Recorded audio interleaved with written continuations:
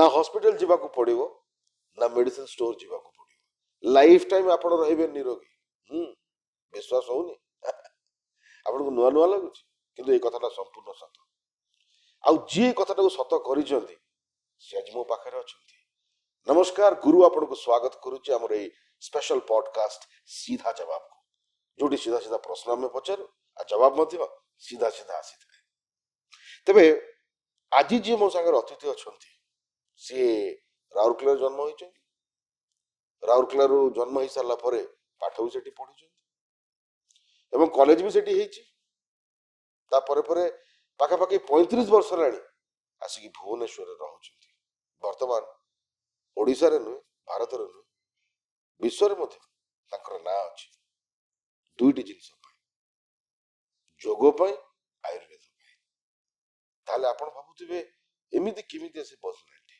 आगे हाँ सही पर्सनालिटी बा सही व्यक्तित्व आज मो स्पेशल पॉडकास्ट सीधा जवाब रे मो अतिथि होचंती से होचंती आम समस्त अति प्रिय very known personality down to earth सब बेले तांकर स्माइलिंग चेहरा सी होचंती जोग गुरु सुधांशु अधिकारी सर नमस्कार आपन को स्वागत हमरी सीधा जवाब नमस्कार मु तो पचारिबि नि आपन केमति अछंती कारण मु जानि छी आपन को वीडियो भी देखुछी 24 आवर्स आपन फिट अछंती खाली गोटे कथा एटा लेडी मान को पचरा जाय नि किंतु मेल मान को पचरा जाय पारे सर बयसटा केते बयस केते सुनिले आपन खुशी हेबे कोंतु यू आर लुकिंग लाइक चेहरा देखला बेलू को आपन को फिटनेस देखला बेलू को फिजिक देखला बेलू को मते तो लागु छी आपन माने जोटा कि हां this person is like near about 45 6 7 touch करथिवे 2025 सुधा 10 वर्ष जोड़ी दियंतु पाखा पाखी 60 वर्ष पाखा पाखी हेलानी 57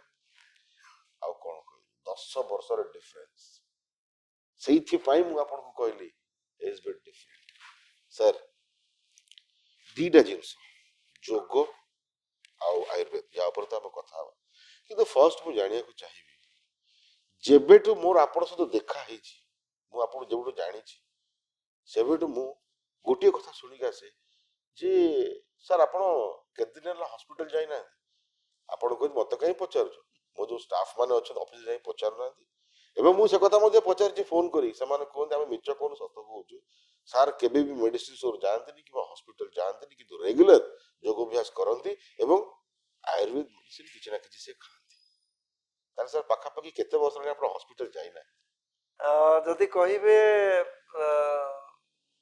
पाखा पाखी 30 वर्ष ऊर्ध्व हो मो हॉस्पिटल निज पई जाइनी एमती कई बंधु मेडिकल रे एडमिट हेचंती किछ असुविधा हेची तांको देखिबा को जाईची कोरोना काल रे जतेबेले सबु प्रतिबंधक थिला रेस्ट्रिक्शन थिला सेतेबेले भी मु मेडिकल को पसिची एवं लोकन को कोरोनिल बांटीची जाईकी गुप्त भाव रे मते काई केतेबेले कोरोना हेइथिला आसिला गला मु जानिनी जदि आसीथबी भी से लुची लुची केतेबेले पळेची मु बेड रिडन हेइनी सही भावना रही जाईची 30 वर्ष हलाणी जण लोक हॉस्पिटल जाइना जस्ट इमेजिन ये कथाटा सत कथा से निज मुहरे कहउछ निज जाई नाहंती अन्य का पई जाई छी सर डेली रूटीन में सेठी सर कोन केतळ उठंती कोन करंती फटाफट देखंतु सकाळू ब्राह्म मुहूर्त रे उठिले पाखा पाखी 50 रु 60 भाग रोग ऑटोमेटिक भलो हो जाए जदि ब्राह्म मुहूर्त कहबा 3टा 3:30 रे पूरा एकदम एक्यूरेट टाइम 3 रु 3:30 किंतु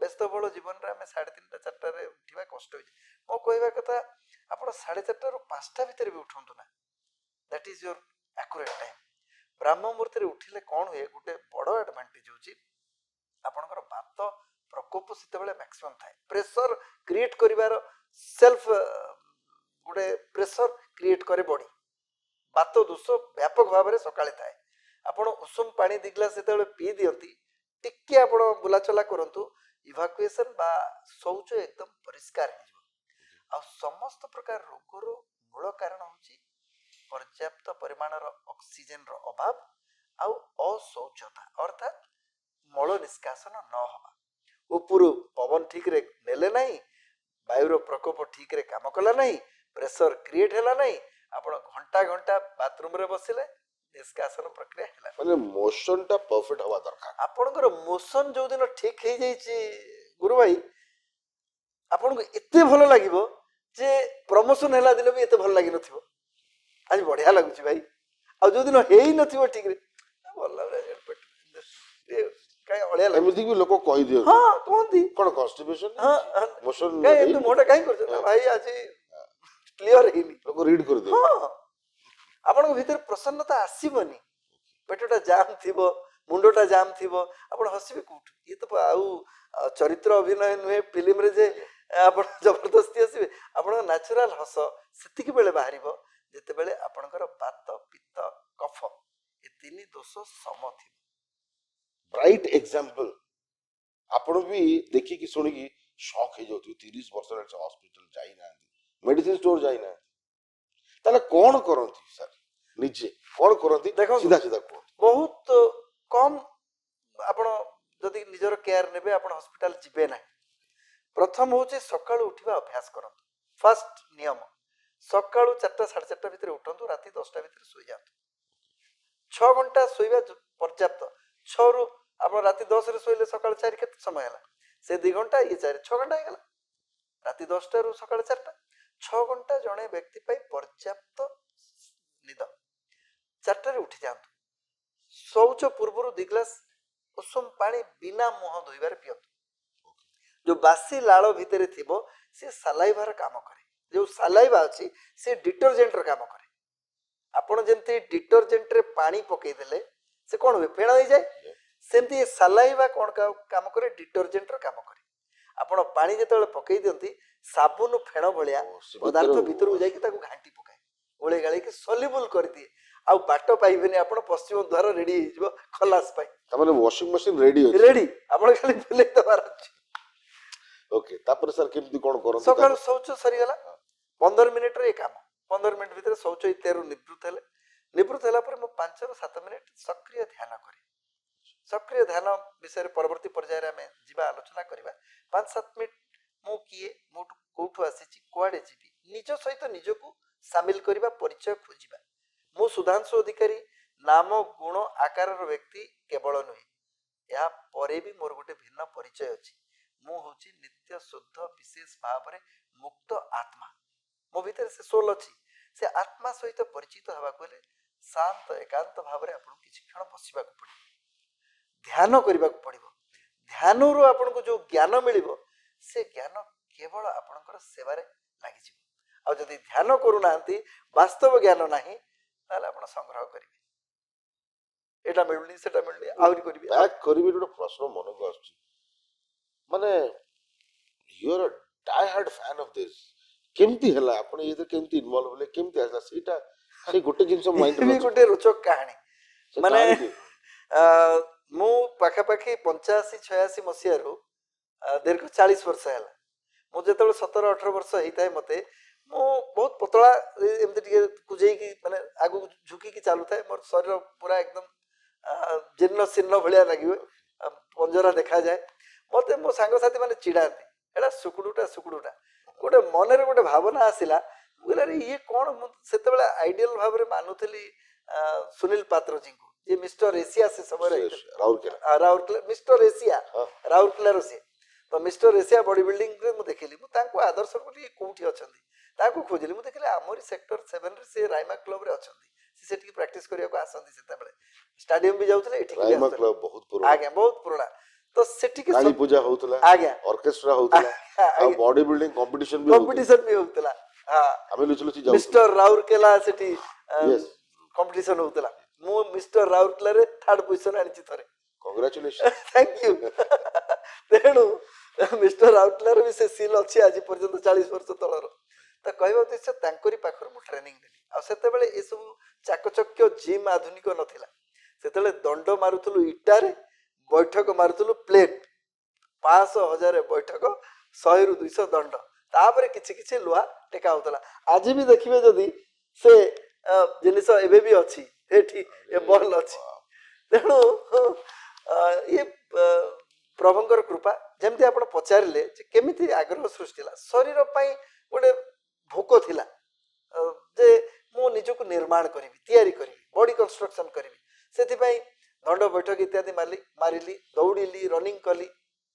ଏଠି ଯେତେବେଳେ ଭୁବନେଶ୍ୱର ଆସିଲି 90 ମସିହାରେ, ଘଟଣା सी आउ गोटे भिन्न घटना गोटे अवस्था चक्र भाईଙ୍କର एक्सीडेंट ହେଇଗଲା ଏଇ ହାଡଟି 9 ଖଣ୍ଡ ହେଇଗଲା से गोटे कार्य जाऊले तो तांको मेडिकल केयर दबा पाई मु भुवनेश्वर आसिली अच्छा सेठू मोड़ बदली जाइए भुवनेश्वर रे रही जाइए भुवनेश्वर बासिंदा हो जाइए तो भाई को अटेंशन दौ दौ जिम रू योगा को जो हाँ सेटा को ट्रांजिशन पीरियड 90 मसीहा रे भुवनेश्वर पळे आसिली अच्छा या भीतर आ गोटे रोचक कहानी अछि 85 86 मसीहा जेतବେଳେ रायमा क्लब रे जॉइन कली मते जणे व्यक्ति कहले खाली बॉडी कर देले किछि होबनी ताबे एतिके भीतर सॉफ्टवेयर भी ठीक होबार अछि हार्डवेयर ठीक करले कोन हो मु सेट खोजिली 2 नंबर सेक्टर रे जणे जोगी थांती जे कि आसन इत्यादि केवल सिखांती ना मने ना मु मने करी रखी पारि नाही क्षमा करिवे 2 नंबर सेक्टर रे से सेतबेले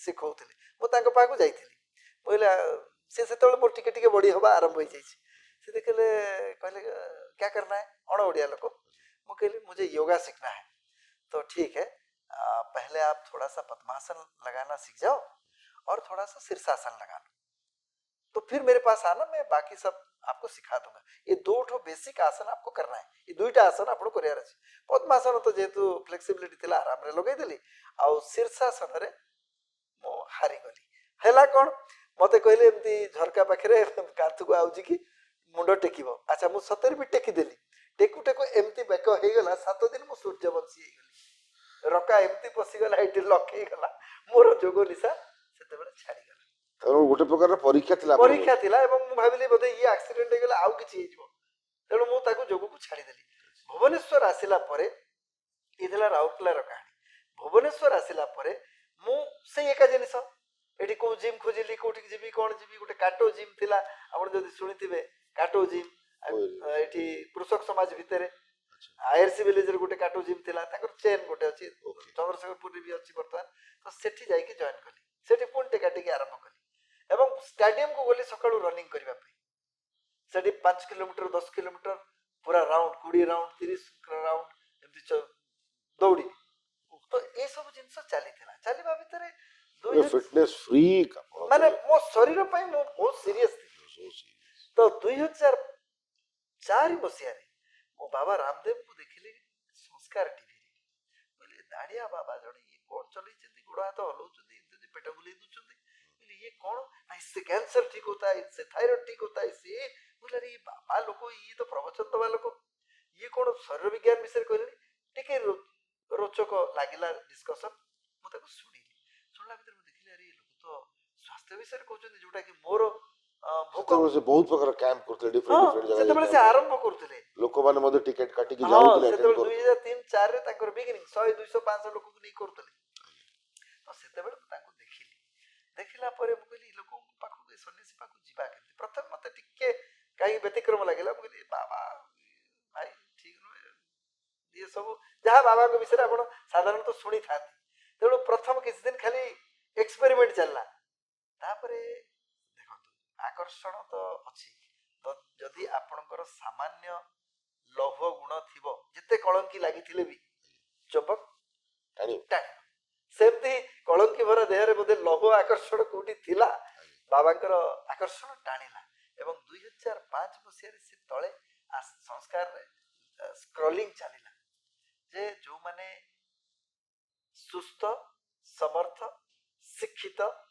समर्पित 4टा शब्द सुस्थ समर्थ शिक्षित समर्पित जो माने निशुल्क जोग शिक्षा करी आगो को समाज पई निशुल्क शिक्षा दबा पई प्रस्तुत से माने आसु बुझि पाले बोली सुस्थ तो मो अछि दौड़छि समर्थ भी अछि सेमते असमर्थता किछि नै समर्थ माने खर्च करी जीवा आसीबा करि परथबे आ शिक्षित तो सेतबेल को प्राय मो एमए पब्लिक एडमिनिस्ट्रेशन रे MA in yoga law A सब कर सारलेनी से समय रे 2005 मसिया कथाई सब सरी जैतला पाठ तो ताकर डाकरा आसला मु सिधरे अप्लाई करी एवं सिलेक्शन भी हे अरे माने रिगोरस से ट्रेनिंग पूर्वक सिलेक्शन होतला पेट जदी टिके बाहर थिबो नै हो मु खाली आपण विश्वास करबेनी ट्रेन रे मु जाईतली बिस्कुट खाई खाई की जाईछि ए काले बाहर जो माने हमु सेमते कुआ जाईतला ଯୋଉ ବାବା ନୋଳି କରୁଛନ୍ତି ସେ ପେଟ ଆଗ ଚେକ୍ କରିବେ। ତେଣୁ ସେଇ ହିସାବରେ ମୁଁ ଯାଇଥିଲି, ଭଗବାନଙ୍କ କୃପାରୁ ଗୁରୁଙ୍କ ଆଶୀର୍ବାଦରୁ ସିଲେକ୍ସନ ହେଇଗଲା। ଆମେ ଦୀର୍ଘ ଦିନ ଧରି ସେଠି ଟ୍ରେନିଂ ନେଲୁ ବାବାଙ୍କ ପାଖରେ। ଆଉ ସିଏ ବି ଗୋଟେ ରୋଚକ କାହାଣୀ ଅଛି ଯେ ମୁଁ ଯୋଉମାନେ 3ଟାରେ ଉଠିକି 2:30ରୁ 3ଟାରେ ଯିବେ ସେ ଆଗ ଧାଡ଼ିରେ ବସିବେ। ମୋ ଜୀବନରେ 2:30 3ଟାରେ ତ ଉଠିବା ସମ୍ଭବ ନୁହେଁ। ମୁଁ ଅତି ବଡ଼ ହେଲେ 4ଟା 5ଟା କି 6ଟାରେ ଉଠେ, ଦୌଡ଼ିଲା ବେଳକୁ 5:30 ବେଳେ ଉଠୁଥିଲି, କାହିଁକିନା ଯୋଗ କଲା ପରେ ହିଁ ଏ ସମୟ ଜ୍ଞାନ ଆସିଲା।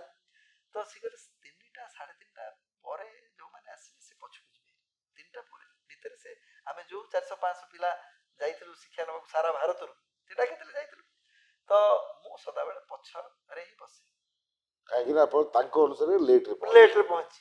ଆଚ୍ଛା, ହେଲା କ'ଣ, ଦ୍ୱିତୀୟ ତୃତୀୟ ଦିନ ମୋ ଝିଅ ପ୍ରବଳ, ମୁଁ 2005 ମାନେ ଝିଅକୁ 5 ବର୍ଷ, ସେ ପ୍ରବଳ କାନ୍ଦିଲା, କହିଲା ମୋ ବାପା ପଳେଇଛନ୍ତି ବାବାଜୀ ପାଖକୁ। ତାକୁ କି ଜଣେ ବୁଝେଇ ଦେଇଛି, ତୋ ବାପା ଦାଢ଼ି ବାବା ପାଖକୁ, ଦାଢ଼ି ବାବା ହେଇଯିବ, ଆଉ ତ ସେ ଛୋଟ ଛୁଆ କମଳବତୀ, ସେ କାନ୍ଦିଲା ମାନେ ଦିନ ତମାମ କାନ୍ଦିଲା, ଆଉ ଖାଇଲାନି। ମୋ ବାପାକୁ ଦେଖା, ମୋ ବାପାକୁ ଡାକ, ମୋ ବାପା ବାବାଜୀ ହେଇଯିବ, ଶିଖେଇ ଦେଇଛି ତାକୁ। ଏତେ ଜୋରରେ କାନ୍ଦିଲା ଯେ ମୋ ମିସେସ୍ କହିଲେ ଇଏ ଅସମ୍ଭାଳ, ତମେ ପଳେଇ ଆସ। ମୁଁ ଧର୍ମ ସଙ୍କଟରେ ପଡ଼ିଲି, ମୁଁ ଆସିଛି ପୁଣି ଯିବି କେମିତି। ତାପରେ ମୁଁ କ'ଣ କଲି, ଗୋଟେ ପ୍ଲାନ୍ ରଚିଲି। କହିଲେ ଠିକ୍ ଅଛି, ସେତେବେଳେ ସଂସ୍କାର ଟିଭି, ଆସ୍ଥା ଟିଭିରେ ସେ କ୍ୟାମେରାମ୍ୟାନକୁ ଧରିଲି। କହିଲେ ଭାଇ କୋଉଠି ବସିଲେ ଟିକେ ମତେ, ମୋ ଝିଅଟା ଏମିତି କାନ୍ଦିକି ଅଥୟ, ଆଉ ମତେ କୋଉଠି ବସିଲେ ତୁ ମଝିରେ ମଝିରେ ଟିକେ କ୍ୟାମେରା ମାରିଦବ, ଇଣ୍ଟରେଷ୍ଟିଂ। ହଁ କ୍ୟାମେରା ଟିକେ ମାରିଦବ, ସେ ଟିକେ ଦେଖିଦବ ଯେ ମୁଁ ଦାଢ଼ି ଫାଡ଼ି ବଢ଼େଇନି, ମୁଁ ବାବାଜୀ ହେଇନି, ସେ ବାବାଜୀ, ମୁଁ ବାବାଜୀ ହେଇନି। ଯାହା ହଉ ସେ ବୁଝିଲା, ସେ ଚନ୍ଦୁ ବୋଲି ପିଲାଟି, ଆଜି ବି ସେ ଅଛି, ଚନ୍ଦୁ ଭାଇ। ସେ କହିଲା अरे भैया ऐसा नहीं, मैं अपना पेटी यहाँ रख दूंगा, ମୋ पेटी ମାନେ ଯୋଉ କ୍ୟାମେରାର ବକ୍ସ ତାକୁ ମୁଁ ରଖିଦେବି, ତୁ ଡେରିରେ ଆସିଲେ ବି ବସିଯିବୁ, ଗୋଟେ ସିଟ୍ ସେକେଣ୍ଡ କିମ୍ବା 3rd ଲାଇନରେ ବସିଲେ ତତେ ମୁଁ ମାରିବି, ମୋ ତଳେ ବସିଲେ ତ କେହି ପାରିବିନି। ସେ ପୋଜିସନ ବି ସେଟ୍ କଲା ଏବଂ ସେୟା ହିଁ ହେଲା। ତୃତୀୟ ଦିନ ସେ ବାରମ୍ବାର ମତେ କ୍ୟାମେରାକୁ ମାରିଲା। ଆଚ୍ଛା, ସେଦିନ ଡିଲେ ଲାଇଭ ହଉଥିଲା, ଅର୍ଥାৎ ନେକ୍ସଟ ଦିନ ରେକର୍ଡିଂରେ ଯାଉଥିଲା। ତୃତୀୟ ଦିନ ଯେତେବେଳେ ମୋର ସୁଟିଂ ହେଲା, ଚତୁର୍ଥ ଦିନ ଦେଖିଲା, ଝିଅ ତ ଦେଖିକି ତାର ଶାନ୍ତ ହେଇଗଲା, ମୁଁ ରହିଲି। କିନ୍ତୁ ଗୁରୁ ଭାଇ, ମୋ ଜୀବନ ପରିବର୍ତ୍ତନ ହେଇଗଲା। ମୁଁ ସିନା କ୍ୟାମେରା ଲେନ୍ସରେ ଆସିଗଲି, ସେକେଣ୍ଡ ଲାଇନରେ ବସିକି ଗୁରୁଙ୍କ ଲେନ୍ସରେ ମୋ ଲେନ୍ସ ମ୍ୟାଚ୍ ହେଇଗଲା। ଆଜି ବି କଥା କହିଲା ବେଳକୁ ମୋର ଶିହରଣ ଆସୁଛି। ଗୁରୁଙ୍କ ଦୃଷ୍ଟିରେ ଯେତେବେଳେ ମୋ ଦୃଷ୍ଟି ପଡ଼ିଲା, ସେ ଚମକ, ସେ ଦିବ୍ୟ ଦୃଷ୍ଟି ଆକର୍ଷିତ କରି ଏମିତି ମତେ ମୋଡ଼ିଦେଲା ଯେ ଆଜି ଜୀବନର ଗତିପଥ ବଦଳି ଯାଇଛି। ଗୁରୁଙ୍କୁ ଥରେ ଦୃଷ୍ଟିରେ, ଦୃଷ୍ଟି କାରଣ ଯାହା ବି ହେଉନା କାହିଁକି, ବାହାନା କିଛି ଥିଲା, ଝିଅ ବାହାନା, ଝିଅକୁ ସନ୍ତୁଷ୍ଟି ଦେବା ପାଇଁ ଯାଇଥିଲି ସାମ୍ନାକୁ। କିନ୍ତୁ ତାପରେ ଗୁରୁ ଭାଇ ନେକ୍ସଟ ଯେତେ ଦିନ ଟ୍ରେନିଂ ହେଇଛି, ମୁଁ ସେକେଣ୍ଡ କିମ୍ବା ଫାର୍ଷ୍ଟ ଲାଇନରେ ବସିଛି ରାତି 2:30ରୁ ଯାଇକି। ଗୁରୁଙ୍କର ଏମିତି ଚମକ, ଏମିତି ଆକର୍ଷଣ ମତେ ଆକର୍ଷିତ 2005 ମସିହାରେ କରିଥିଲେ। ମାନେ ଲାଇଫର ମୋଡ, ଗତିପଥ ବଦଳି ଯାଇଛି। ଆଉ ମୁଁ ଆଉ ଗୋଟେ କଥା, ଯେହେତୁ ଲାଇଟ୍ ମାଇଣ୍ଡରେ ଆମେ ଡିସ୍କସନ କରୁଛନ୍ତି, ମୁଁ ମହା ଦୁର୍ଦାନ୍ତିଆ ଥିଲି। ମୁଁ ଚଳନ୍ତା ଶଗଡ଼ରେ ହାତ ମାରିଦବା ଲୋକ, ସିଂହ ରାଶି, ଦୁର୍ଦାନ୍ତିଆ, ସବୁ ପ୍ରକାର କାମରେ ସିଦ୍ଧହସ୍ତ। କିନ୍ତୁ ଗୁରୁଙ୍କ ଆଶୀର୍ବାଦ ଯେତେବେଳେ ମିଳିବା ଆରମ୍ଭ କଲା, ବର୍ତ୍ତମାନର ଜୀବନ ଆପଣ ଦେଖୁଛନ୍ତି, ମୋ ଜୀବନ ପର୍ଦ୍ଦା ଉପରେ ଅଛି। ଲାଇଭ୍ ଟିଭି ଦେଖନ୍ତୁ, ଲାଇଭ୍ ଗୋଟେ ନୂଆ ମୋଡ ନେଲା, ନୂଆ ସେପ୍, ୟୁଟର୍ନ ପୁରା ମୋଡ ନେଲା, ଆଉ ମୁଁ ପଛକୁ ଫେରିନି। ଆଉ ମୁଁ ଦେଖିଲି ବିଗତ 20-30 ବର୍ଷ ଭିତରେ ଜୀବନର ଗତିପଥ ସମ୍ପୂର୍ଣ୍ଣ ବଦଳି ଯାଇଛି। ଆଜି ଗର୍ବରେ ହୁଏତ ମୁଁ କହିଲେ ଆତ୍ମଶ୍ଳାଘା ହେଇଯିବ, କିନ୍ତୁ ସେଇ ଗୁରୁଜୀ ତାଙ୍କର ସେଇ ବ୍ୟାସପୀଠରେ ଯୋଉଠୁ ସେ ଲାଇଭ୍ କାର୍ଯ୍ୟକ୍ରମ କରନ୍ତି, ସେଠି 5 ଥର ସୁଯୋଗ ଦେଇଛନ୍ତି, ମୁଁ ଲାଇଭ୍ କାର୍ଯ୍ୟକ୍ରମ କରିଛି ଆସ୍ଥାରେ। ଏଇଟା ବଡ଼ ସୌଭାଗ୍ୟର କଥା, ଗୁରୁ କୃପା। ସେ ଲାଇଭ୍ ଭିଡ଼ିଓ ବି ଅଛି ମୋ ପାଖରେ, ମୁଁ ଆପଣଙ୍କୁ ଦେଖେଇବି। ଓଡ଼ିଆ ଘରର ପଖାଳ ଖିଆ ଟୋକା ଯଦି ହରିଦ୍ୱାରର ହରିଭୂମିରେ ଷ୍ଟେଜ ଉପରେ ବ୍ୟାସପୀଠରେ ବସି ଗୁରୁଙ୍କର କନଫିଡେନ୍ସକୁ ୱିନ୍ କରି ଯଦି ସେ ମଞ୍ଚ ପରିଚାଳନା କରିପାରୁଛି, ଓଡ଼ିଶା ପାଇଁ ନିଶ୍ଚିତ ଭାବରେ ଗର୍ବ। ମୋର ତ ସେ ଗର୍ବ ନୁହେଁ, ମୁଁ ଭାବେ ଯେ କିଛି ପିତାମାତାଙ୍କର ଆଶୀର୍ବାଦ ଏବଂ ଗୁରୁଙ୍କର ଆଶୀର୍ବାଦ ତାର ପରିଣାମ। ମାନେ hats off to your dedication sir. ମୁଁ ଆପଣଙ୍କ ଭିଡ଼ିଓଜ ଦେଖିଛି, ଲାଇଭ୍ ଶୋଜ୍ ଦେଖିଛି, ସବୁଦିନ ଆପଣଙ୍କୁ ଦେଖିଛି ଯେ ଏଇ ଯୋଉ ଯୋଗରେ ଆପଣ ପୁରା ଏକଦମ ବୁଡ଼ି ହେଇକି ରହନ୍ତି। ଏନିୱେ ସାର୍, କଥା ହେଲେ ତ ଆହୁରି ବହୁତ କଥା ଅଛି, କିନ୍ତୁ ଫାର୍ଷ୍ଟ ମୁଁ ଜାଣିବାକୁ ଚାହିଁବି, ମୁଁ ଗୋଟେ ଲୋକ, ଆଜିକାଲି ବ୍ୟସ୍ତବହୁଳ ଜୀବନ, ଫ୍ୟାମିଲିକୁ ଟାଇମ୍ ଦେବାକୁ ପଡ଼ିବ, ପର୍ସନାଲ ଲାଇଫକୁ, ଅଫିସକୁ ଟାଇମ୍ ଦେବାକୁ ପଡ଼ିବ, ଶୋଇବାକୁ ପଡ଼ିବ, ମିନିମମ୍ କେତେ ମିନିଟ୍ ଟାଇମ୍ ଜଣେ ଯୋଗ ଅଭ୍ୟାସ ଦବା କଥା sir? ଦେଖନ୍ତୁ ବହୁତ ବଢିଆ ପ୍ରଶ୍ନ ପଚାରିଲେ। ଏ ପ୍ରଶ୍ନ ଆପଣଙ୍କର ନୁହେଁ, ଯିଏ ଦର୍ଶକ ଦେଖୁଛନ୍ତି ତାଙ୍କର ବି ଏ ପ୍ରଶ୍ନ। ଭାଇ କଣ ଗୋଟେ କ୍ୟାପସୁଲଟେ ଦିଅନ୍ତ, ଆମେ ଖାଇଦିଅନ୍ତୁ ଆଉ 24 ଘଣ୍ଟା ସୁସ୍ଥ ରୁହନ୍ତୁ। ଦେଖନ୍ତୁ ସବୁଠୁ ବଡ କଥା ହଉଛି ଆମେ ରାଇଟ୍ ମେଥଡ, ଠିକ ବିଧି ପୂର୍ବକ ଯଦି ପ୍ରକ୍ରିୟା କରିବା, ଠିକ ଟାଇମିଂ ଦବା। ମୁଁ 4ଟା ଜିନିଷ କହିବି, ଆପଣ ୟାକୁ ଧରନ୍ତୁ। ପ୍ରଥମ ହଉଛି ବିଧି ବା method, Method. Right method. Method ଠିକ ହବାର ଅଛି, ଘଣ୍ଟେ କଲେ ବି କିଛି ଲାଭ ନାହିଁ। ରାଇଟ୍ ମେଥଡରେ 5 ମିନିଟ୍ କଲେ ବି ସେ ଲାଭ ମିଳିଯିବ। ମେଥଡ, ଟାଇମିଂ, ମତେ ଯଦି 5 ମିନିଟ୍ କରିବାର ଅଛି ପୁରା 5 ମିନିଟ୍ କରିବି। Okay. ଦ୍ୱିତୀୟ ହଉଛି ଟାଇମିଂ ବା ସମୟ, First ହେଲା method, ମେଥଡ, ତାପରେ timing, ଟାଇମିଂ। ତୃତୀୟରେ ହଉଛି ମାଇଣ୍ଡ ସେଟ୍ କଣ ରହିବ, ରିଜଲ୍ୟୁସନ କଣ, ସଂକଳ୍ପ, ଯାହାକୁ କୁହାଯାଏ ସଂକଳ୍ପ। ମୁଁ କଲାବେଳେ ମୁଁ ଏଠି ପ୍ରାଣାୟାମ କରୁଛି, ଭାବୁଛି ଏଠୁ ଯିବି ଅଫିସ, ଯିବି ଅଫିସରେ ସେ ପିଲାକୁ ଦେବି, ହବନି। ଆପଣ, ମୁଁ କରୁଛି, ମୋର ଅଷ୍ଟଚକ୍ର ନବଦ୍ୱାର ଶୋଧନ ହଉଛି। ଅଷ୍ଟଚକ୍ରା ନବଦ୍ୱାର ଦେବାନାମ ପୁରୋହିତ୍ୟା ତସ୍ୟାମ ହିରଣ୍ୟକୋଷ ସ୍ୱର୍ଗ ଜ୍ୟୋତି ସାବୃତ। ଏ ଶ୍ଲୋକ ଆମକୁ ଜୀବନ୍ତ ଭାବରେ ସୂଚେଇ ଦିଏ ଯେ ଅଷ୍ଟଚକ୍ର, 8ଟି ଚକ୍ର ଶରୀରରେ କାର୍ଯ୍ୟ କରୁଛି। ମୂଳାଧାର ଚକ୍ର, ସ୍ୱାଧିଷ୍ଠାନ ଚକ୍ର, ମଣିପୁର ଚକ୍ର, ହୃଦୟ ଚକ୍ର, ବିଶୁଦ୍ଧି ଚକ୍ର, ଆଜ୍ଞା ଚକ୍ର, ସହସ୍ରାର ଚକ୍ର। ଆପଣ ଯଦି ମୂଳାଧାର ଚକ୍ର ବିଷୟରେ ଜାଣିବେ, ମଳଦ୍ୱାରର 2 ଇଞ୍ଚ ଉପରକୁ, ପରିସ୍ରା ଦ୍ୱାର 2 ଇଞ୍ଚ ତଳକୁ, ଠିକ୍ ମିଡିଲ ପୋର୍ସନ, ସେଠି ମୂଳାଧାର ଚକ୍ର ସୁପ୍ତ ଅବସ୍ଥାରେ ଥାଏ। ଏ ପ୍ରାଣାୟାମ ଇତ୍ୟାଦି ଆପଣ କଲେ ସେ ଚକ୍ର ସହସ୍ରାର ଉପର ପର୍ଯ୍ୟନ୍ତ, ବ୍ରହ୍ମରନ୍ଧ୍ର ପର୍ଯ୍ୟନ୍ତ ଯାଏ। ତାପରେ ଆସୁଛି ସ୍ୱାଧିଷ୍ଠାନ, ପରିସ୍ରା ଦ୍ୱାରର 2 ଅଙ୍ଗୁଳି ଉପରକୁ ସ୍ୱାଧିଷ୍ଠାନ ଚକ୍ର ଅଛି। ଇଏ ହଉଛି ନାଭି ଚକ୍ର, ପାଚନ ତନ୍ତ୍ର ୟାରି ଚାରି କରି କାର୍ଯ୍ୟ କରୁଛି। ଇଏ ହଉଛି ନିମ୍ନ ମନଶ୍ଚକ୍ର, ହୃଦୟ ଚକ୍ର। ଏଠି ଗୋଟେ ମନ ଅଛି ଆଜ୍ଞା, ଜାଣନ୍ତୁ ଆଜି ଗୁରୁ ଭାଇ, ଏଠି ମନ ଅଛି। ବେଳେ ବେଳେ ଆପଣଙ୍କର ଛାତି ରୁନ୍ଧି ହେଇଯାଏ, ବ୍ଲକ ହେଇଯାଉଛି, ବହୁତ କଷ୍ଟ, ଏମିତି ଆପଣ ହେଇଯାଆନ୍ତି। ଏଠି ଗୋଟେ ମନ ଅଛି। ଆଉ ଗୋଟେ ମନ ଅଛି ଗଟରେ, ଏଇଠି ଭିତରେ ଗୋଟେ ଲେୟରରେ ମନ ଏଠି ଅଛି। ଆପଣ ଯାହା ଖାଇଲେ କମାଣ୍ଡ ସିଧା ପଳେଇ ଯାଉଛି ସେଠି। କିଛି ଗୋଟେ ଅଛି ବୋଲି ତ 2ଟା ଫୋନରେ Absolutely. କାମ ହଉଛି ବୋଲି, ଗୋଟେ ଫୋନରେ ତ ଫୋନ କଥା ହୁଏନି। ଏଠି ଗୋଟେ ଫୋନ, ଏଠି ଗୋଟେ ଫୋନ ଅଛି, କମାଣ୍ଡ। ତ ଏଠି ହେଲା ମଣିପୁର ଚକ୍ର, ତାପରେ ହୃଦୟ ଚକ୍ର। ଅନାହତ ଚକ୍ର ହଉଛି ଫିଜିକାଲ ହାର୍ଟ, ଅନାହତ ଚକ୍ର। କଣ୍ଠକୁ ଉପରେ ରହିଲା ବିଶୁଦ୍ଧି ଚକ୍ର, ଇଏ ହେଲା ଆଜ୍ଞା ଚକ୍ର, ଇଏ ହେଲା ସହସ୍ରାର ଚକ୍ର। ଏ 8ଟା ଚକ୍ର ଶୋଧନ ହେଇଯାଏ ପ୍ରାଣାୟାମ। ତେଣୁ ସଂକଳ୍ପ କରିବାର ଅଛି ଯେ ମୋର ଚକ୍ର ଶୋଧନ ଚାଲିଛି। ଏଇଟା ସଂକଳ୍ପ ମୁଁ କରୁଛି, ମୋ ପ୍ରଭୁ। ଷ୍ଟ୍ରଙ୍ଗ ପ୍ଲେସ୍ଟେ ନେବାର ଅଛି, ଡିଟରମିନେସନ ରହିବାର ଅଛି, ଡିଟରମିନେସନ ଆଣ୍ଡ ପରସିଭିୟରେନ୍ସ। ପରସିଭିୟରେନ୍ସର ଆକ୍ଷରିକ ଓଡ଼ିଆ ହେଉଛି ଯେ ପର୍ଯ୍ୟନ୍ତ ହାସଲ କରି ନାଅ ସେ ପର୍ଯ୍ୟନ୍ତ ଛାଡ଼ନି। That is called perseverance. Do hard labour till you achieve, ସେ ପରସିଭିୟରେନ୍ସ। ତୃତୀୟ ହେଲା ସଂକଳ୍ପ, ଚତୁର୍ଥ ହେଲା ସିଦ୍ଧି। ଏ ଯୋଉ କାର୍ଯ୍ୟ ମୁଁ କରୁଛି, ଏହାର ସିଦ୍ଧି ପରିଣାମ ମତେ କୋଉଠି ମିଳୁଛି? ମୁଁ କପାଳ ଭାତି କରୁଛି, ମତେ କୋଉଠି ହଉଛି, result. କୋଉଠି ରେଜଲ୍ଟ ଅଛି, ପରିଣାମ କୋଉଠି ଅଛି, ସିଦ୍ଧି କୋଉଠି ଆସୁଛି? এই 4ଟି ବିଷୟ ସହିତ ଯଦି ଆପଣ ସାମଞ୍ଜସ୍ୟ ରଖି ପ୍ରକ୍ରିୟା କରିବେ, 7 ଡେଜରେ ଆପଣ ରେଜଲ୍ଟ ପାଇବେ। Okay, that means method, timing, timing, ରେଜଲ୍ୟୁସନ resolution and and ପରିଣାମ, result. ରେଜଲ୍ଟ এই 4ଟା ଅଙ୍ଗାଙ୍ଗୀ ଭାବେ ଜଡ଼ିତ। ରହିଲେ ପ୍ରାଣାୟାମ କଲେ 15 ମିନିଟର ପ୍ରକ୍ରିୟାରେ ଆପଣ ସେଇ ଲାଭ ପାଇବେ ଯାହା 2 ଘଣ୍ଟାରେ ବି ପାଇପାରିବେ। ସାର୍ ମୁଁ ଟିକେ ଦେଖିବାକୁ ଚାହିଁବି ଆପଣ ଆଜ୍ଞା। କେମିତି କରନ୍ତି ସେ। ଦେଖନ୍ତୁ, ଇଏ ହେଲା ଭସ୍ତ୍ରିକା। ଭସ୍ତ୍ରିକା ଧରନ୍ତୁ, ମୁଁ ଏମିତି ବସିଛି ସିଧା, ଆଜ୍ଞା sir. ଆଉ ପ୍ରସନ୍ନତାର ସହ, ଇଏ ନୁହେଁ ଏକଦମ ହସି ହସି ଆରାମରେ। ଦେଖ,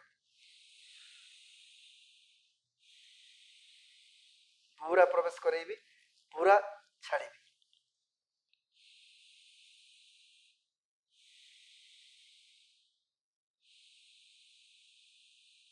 ପୁରା ଛାତି ଫୁଲେଇକି ନେଲି, ଏମିତି ମାତ୍ର 30ଟି। ଆଉ ଯଦି ସ୍ପିଡ କରିବାକୁ ଚାହିଁବେ, ଆପଣ ଯଦି କରିବା ସକ୍ଷମତା ଅଛି, ତାହେଲେ ଆମେ ଯେମିତି କରୁ, କେମିତି କରନ୍ତି?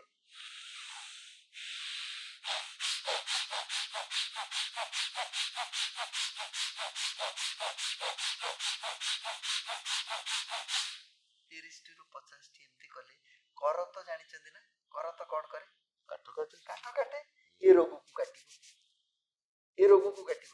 ଲଙ୍ଗସରେ ଆପଣଙ୍କର 2ଟି ଯାକ ଲଙ୍ଗସରେ ପାଖାପାଖି 30 କୋଟି ଛିଦ୍ର ଅଛି। ଆଲଭେଲି ଯାହା କୁହାଯାଏ, 30ଟି ଛିଦ୍ର ଅଛି, 30 କୋଟି। 30 କୋଟି ଛିଦ୍ର ଆପଣ ଯୋଉ ନର୍ମାଲ ଶ୍ୱାସ ନିଅନ୍ତି ମାତ୍ର 1/4 ପର୍ଯ୍ୟନ୍ତ ପହଞ୍ଚେ, ବାକି ସବୁ ଛିଦ୍ର କଣା ଗୁଡିକ ଅନଆଟେଣ୍ଡେଡ ହେଇକି ରହିଯାଏ, ସେଠି ସବୁ ଶ୍ଲେଷ୍ମା ଇତ୍ୟାଦି ଜମିଯାଏ ବା ଆପଣ ନେଗେଟିଭ ପାର୍ଟିକଲ ସବୁ ରହିଯାଏ, ଆଉ ସେଇଗୁଡିକ ହିଁ ଆପଣଙ୍କର ଅକ୍ସିଜେନ ଲେଭେଲ କମେଇ ଦିଅନ୍ତି ଆଉ ନେଇପାରନ୍ତି ନାହିଁ ପର୍ଯ୍ୟାପ୍ତ ପରିମାଣର ଅକ୍ସିଜେନ। ସେ ଆଡେକ୍ୱେଟ୍ ଅକ୍ସିଜେନ ସପ୍ଲାଏ କରିପାରିଲା ନାହିଁ ହାର୍ଟକୁ ଯେହେତୁ ଆଡେକ୍ୱେଟ୍ ଫିଲ୍ଟର୍ଡ ହେଇକି ଗଲା ନାହିଁ, ପୁରା ସେଲ୍ ଗୁଡ଼ିକୁ ଆପଣଙ୍କର ଅକ୍ସିଜେନେଟେଡ୍ ଏୟାର ପହଞ୍ଚି ପାରିଲା ନାହିଁ। ତେଣୁ ରୋଗର ମୂଳ କାରଣ ମୁଁ ଯାହା ଆରମ୍ଭରେ କହିଥିଲି ଅପର୍ଯ୍ୟାପ୍ତ ପରିମାଣର ଅମ୍ଳଜାନ ପ୍ରବେଶ ନ କରିବା, ପର୍ଯ୍ୟାପ୍ତ ପରିମାଣର ଅମ୍ଳଜାନ ପ୍ରବେଶ ନ କରିବା। ଆଉ ଏ ଯୋଉ ନିଆଁ ଭଳି ମୁଁ କଲି ଯୋଉ 30 ଥର 50 ଥର, ଇଏ ପୁରା ମାନେ ଲୁଗାକୁ କାଚିଲା ଭଳି କାଚି ପକେଇବ, କରିକି ସଫା କରିଦବ, ଆପଣଙ୍କ ରୋଗ ହବ କୋଉଠି? ଇଏ ହେଲା ଭସ୍ତ୍ରିକା। ଦ୍ୱିତୀୟ ହଉଛି କପାଳଭାତି। ମୁଁ ଦେଖନ୍ତୁ ହାତର ଏ ମୁଦ୍ରା ବାୟୁ ମୁଦ୍ରା, ପ୍ରଥମେ ଧ୍ୟାନ ମୁଦ୍ରା ରଖିଥିଲି। ଧ୍ୟାନ ମୁଦ୍ରା ରଖିବାର କାରଣ ହଉଛି ଏକାଗ୍ରତା ଆସିବ। ହଁ, ଇଏ ଏକାଗ୍ରତା ଆସିବ। ଆଉ ଇଏ ହଉଛି ବାୟୁ ମୁଦ୍ରା, ବାୟୁର ବିକାରକୁ ଦୂର କରିବା ପାଇଁ। କେମିତି କରିବି କପାଳଭାତି ବାୟୁ ମୁଦ୍ରାରେ? ହଉଛି କେମିତି? ପ୍ରତ୍ୟେକ ଥର ନଉଛି ଏବଂ ଛାଡୁଛି।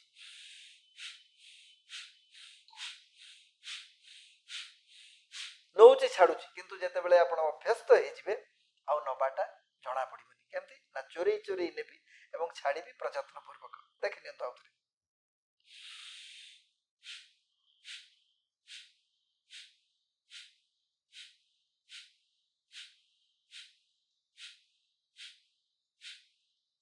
ସକାଳୁ ସକାଳୁ ଯଦି ପେଟକୁ ଦେଇଥିବେ ଧକ୍କା, ଜୀବନରେ ରୋଗ କେବେ ଦବ ନାହିଁ ଧୋକା। ଯଦି ବନ୍ଧୁଗଣ ଧୋକା ଖାଇବାକୁ ଚାହୁଁନାହାନ୍ତି, ଏ ନବଯୁବକ ମାନେ ଯୁବତୀ ମାନେ ତ ବହୁତ ଧୋକା ଖାଉଛନ୍ତି ଗଛ ମୂଳେ, କିନ୍ତୁ ଯଦି ଜୀବନରେ କେବେ ଧୋକା ଖାଇବାକୁ ଚାହୁଁନାହାନ୍ତି ତାହେଲେ ଧକ୍କା ଦିଅନ୍ତୁ। ଲୁଗା କାଚିଲେ ବନ୍ଧୁଗଣ ଲୁଗା ସଫା, ଆଉ ପେଟ କାଚିଲେ ପେଟ ସଫା। ଏ ଦୁଇଟି ମନ୍ତ୍ରକୁ ଆପଣନ୍ତୁ ଜୀବନରେ ସଦା ସତେଜ ରହିବେ ଆଉ ସୁସ୍ଥ ରହିବେ। କେତେଥର କରିବ ସାର୍ ଏଇଟା? ଦେଖନ୍ତୁ ଭସ୍ତ୍ରିକା 30 ରୁ 50 ଥର। ଭସ୍ତ୍ରିକା 30 ରୁ 50, 5 ମିନିଟ ହେଇଯିବ। 5 ମିନିଟ ହେଇଯିବ। ଆଚ୍ଛା, kapalbhati kapalbhati. Minimum 300 stroke 5 minute. 5 ମିନିଟରେ 300 ଷ୍ଟ୍ରୋକ। Okay okay. ଆଉ ଅନୁଲୋମ ବିଲୋମ ବାମରେ ନେଲେ, ଡାହାଣରେ ଛାଡ଼ିଦେଲେ, ଡାହାଣରେ ନେଲେ, ବାମରେ ଛାଡ଼ିଦେଲେ। ଇଏ ଗୋଟିଏ ଥରର ପ୍ରକ୍ରିୟା। ଏମିତି 10 10 10 30 ଥର। ଏତିକି ହେଲା ଇଣ୍ଟରନାଲ ହିଲିଂ ପାଇଁ ପର୍ଯ୍ୟାପ୍ତ ପରିମାଣର। ଇଏ ଭସ୍ତ୍ରିକା ହେଲା 5 ମିନିଟ, କପାଳଭାତି ହେଲା 10 ମିନିଟ, 5 ମିନିଟରୁ 10 ମିନିଟ, 5 ମିନିଟ୍ସ ଆରମ୍ଭ କରନ୍ତୁ। ଆପଣ ମଜା ପାଇଲେ ଆଉ ମୁଠେ ପଖାଳ ଦିଅ, ମାନେ ଇନିशिয়ালি ଆପଣ 5 ରେ 15 ମିନିଟ ହେଇଗଲା। ଆପଣଙ୍କୁ 15 ମିନିଟର ପ୍ୟାକେଜ ଦେଲି। ଭସ୍ତ୍ରିକା, କପାଳଭାତି, ଅନୁଲୋମ। ତିନୋଟି 5 ମିନିଟ କରନ୍ତୁ, ଆଉ କମ ସେ କମ 11 ଥର ସୂର୍ଯ୍ୟ ନମସ୍କାର କରିଦିଅନ୍ତୁ। ସୂର୍ଯ୍ୟ ନମସ୍କାର କମ୍ପ୍ଲିଟ ଫିଜିକାଲ ବଡି ପାଇଁ ଏକ କମ୍ପ୍ଲିଟ ଫର୍ମ ଅଫ ଏକ୍ସରସାଇଜ। ଟିକେ ଦେଖେ, ସେଟା ପୁରା ସାମ୍ନାକୁ ଯିବାକୁ ପଡିବ, ମାନେ ଟୋଟାଲ ଠିଆ ହେବି, ନଇବି, ଶୋଇବି, ଲାଷ୍ଟକୁ ଆମେ ସେଟା ଦେଖେଇକି କାର୍ଯ୍ୟକ୍ରମକୁ ସାରିବା। ଓକେ ସାର୍, ସେଇଟା 5 ରୁ 11 ଥର ସୂର୍ଯ୍ୟ ନମସ୍କାର ଆମେ କରିବା ଲାଷ୍ଟ। এইটা হচ্ছে ୟା ଭିତରେ ବହୁତ ପ୍ରକାର ଆସନ ଅଛି ସାର୍। ଆପଣ ଯେମିତି କହୁଥିଲେ ଶୀର୍ଷାସନ, ପଦ୍ମାସନ, ଆଉ ବିଭିନ୍ନ ପ୍ରକାର ଆସନ ବି ଅଛି ଯୋଉଟା କି ମୁଁ ଶୁଣିଛି, କିନ୍ତୁ ମୁଁ ତ ଏତେ ଇନଭଲ୍ଭ ହେଇନି ଆ ଭିତରେ। ମୁଁ ଦେଖିଛି ତ ସେଇ ଭିତରେ ସେଇ ଆସନ ଦେଖନ୍ତୁ ଆସନ ଭିତରେ ଆପଣ ସବୁଠୁ ବଡ ସେଇଟା କଣ ଆମର ମୁଁ କହିଦଉଛି। ମହର୍ଷି ପତଞ୍ଜଳି କହିଲେ ସ୍ଥିର ସୁଖମ ଆସନମ। ଯେଉଁ ଅବସ୍ଥାରେ ସୁଖପୂର୍ବକ ଅଧିକା ସମୟ ଆମେ ବସି ପାରନ୍ତି, ଏ ଦେଖନ୍ତୁ ଏଇ ଅବସ୍ଥାରେ ମୁଁ ସୁଖପୂର୍ବକ ଅଧିକା ସମୟ ଯଦି ବସି ପାରୁଛି, ଇଏ ହିଁ ମୋର ଆସନ। ଏବଂ ସିଦ୍ଧାସନ, ପଦ୍ମାସନ, ସୁଖାସନ, ଯୋଉ ଅବସ୍ଥାରେ ବସିକି ଆମେ ଭୋଜନ କରନ୍ତି ତାକୁ ସୁଖାସନ କୁହାଯାଏ। ଆଉ ପଦ୍ମାସନ ତ ଆପଣ ଜାଣିଛନ୍ତି, ଦୁଇଟି ଯାକ ଗୋଡ଼, ଗୋଟିଏ ଗୋଡ଼ ଉପରେ ଗୋଟିଏ ଗୋଡ଼ ରଖିକି ପଦ୍ମାସନ। ଏହା ଦ୍ୱାରା ସ୍ଥିରତା, ଏକାଗ୍ରତା ବଢେ ଏବଂ ସର୍କୁଲେସନ ବ୍ଲଡର ପୁରା ବଢିଆ ଇଭେନଲି ହୁଏ, କମ୍ପ୍ଲିଟ କନେକ୍ଟିଭିଟି ରହେ। ତେଣୁ ପଦ୍ମାସନ ଲଗେଇକି 5-7 ମିନିଟ ବସିବା କଥା ଯଦି ସମୟ ଅଛି। କିନ୍ତୁ ଆଜିକାଲି ଲାଇଫଷ୍ଟାଇଲ ଡିଜିଜରେ ଆପଣଙ୍କୁ ବେଶୀ ହଉଛି କଣ? ଡାଇବେଟିସ୍ ହେଇଯାଉଛି, ବିପି ବଢି ଯାଉଛି, ଥାଇରଏଡ ହେଇଯାଉଛି, କୋଲେଷ୍ଟ୍ରଲ ବଢି ଯାଉଛି, ଆପଣଙ୍କର ଆର୍ଥରାଇଟିସ୍ ହେଇଯାଉଛି, ଓବେସିଟି ରହୁଛି। ଓବେସିଟି ହେଇଯାଉଛି। ଏ ସବୁ ପାଇଁ ପରମ ପୂଜ୍ୟ ସ୍ୱାମୀଜୀ ଗୋଟେ ବଢିଆ ପ୍ୟାକେଜ କରିଛନ୍ତି। ମଣ୍ଡୁକାସନ, ଶ୍ୱାସ ଛାଡିକି ଆଗକୁ ନଇବେ, ମଣ୍ଡୁକାସନ। ଟିକେ ସାର୍ ଦେଖ, ଏଇଠି ବସିକି ତଳେ ବି ବସିକି କରିପାରିବେ, ବା ଆକ୍ଚୁଆଲି ତଳେ କରିବା କଥା। ଯୋଉମାନଙ୍କର ଆଣ୍ଠୁ ବ୍ୟଥା ଅଛି ସେମାନେ ଏମିତି ସିଧା ଜବାବରେ ବର୍ତ୍ତମାନ ସମୟ ହେଇଛି ମଣ୍ଡୁକା ଆସନ। ମଣ୍ଡୁକାସନ ଦେଖନ୍ତୁ, ଆପଣ ଶ୍ୱାସ ଛାଡ଼ିଲେ ପୁରା ଆଗକୁ ଗଲେ, ଏଇଠି ଯେତେ ଆଗକୁ ଯାଇପାରିବେ, ଏଇଠି ଏଇ ଅବସ୍ଥାରେ ରହିଲେ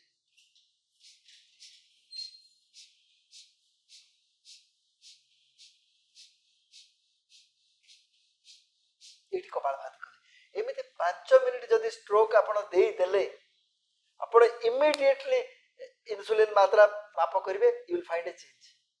ସାଙ୍ଗେ ସାଙ୍ଗେ କରନ୍ତୁ ଆପଣ 5 ମିନିଟ୍ କପାଳଭାତି ସହ ମଣ୍ଡୁକାସନ। ମଣ୍ଡୁକାସନ 1 କଲି, ଏମିତି ଏମିତି କରିକି ଆଗକୁ ଗଲେ। ଏବେ ମଣ୍ଡୁକାସନର ଦ୍ୱିତୀୟ ଅଭ୍ୟାସ ଦେଖନ୍ତୁ, ପାପୁଲି ଉପରେ ପାପୁଲି, ଶ୍ୱାସ ଛାଡିକି ଆଗକୁ ଯିବା,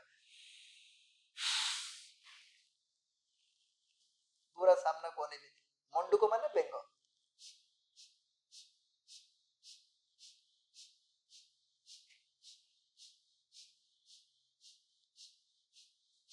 ଏମିତି ଆପଣ 5 ମିନିଟ୍ କରନ୍ତୁ ନା।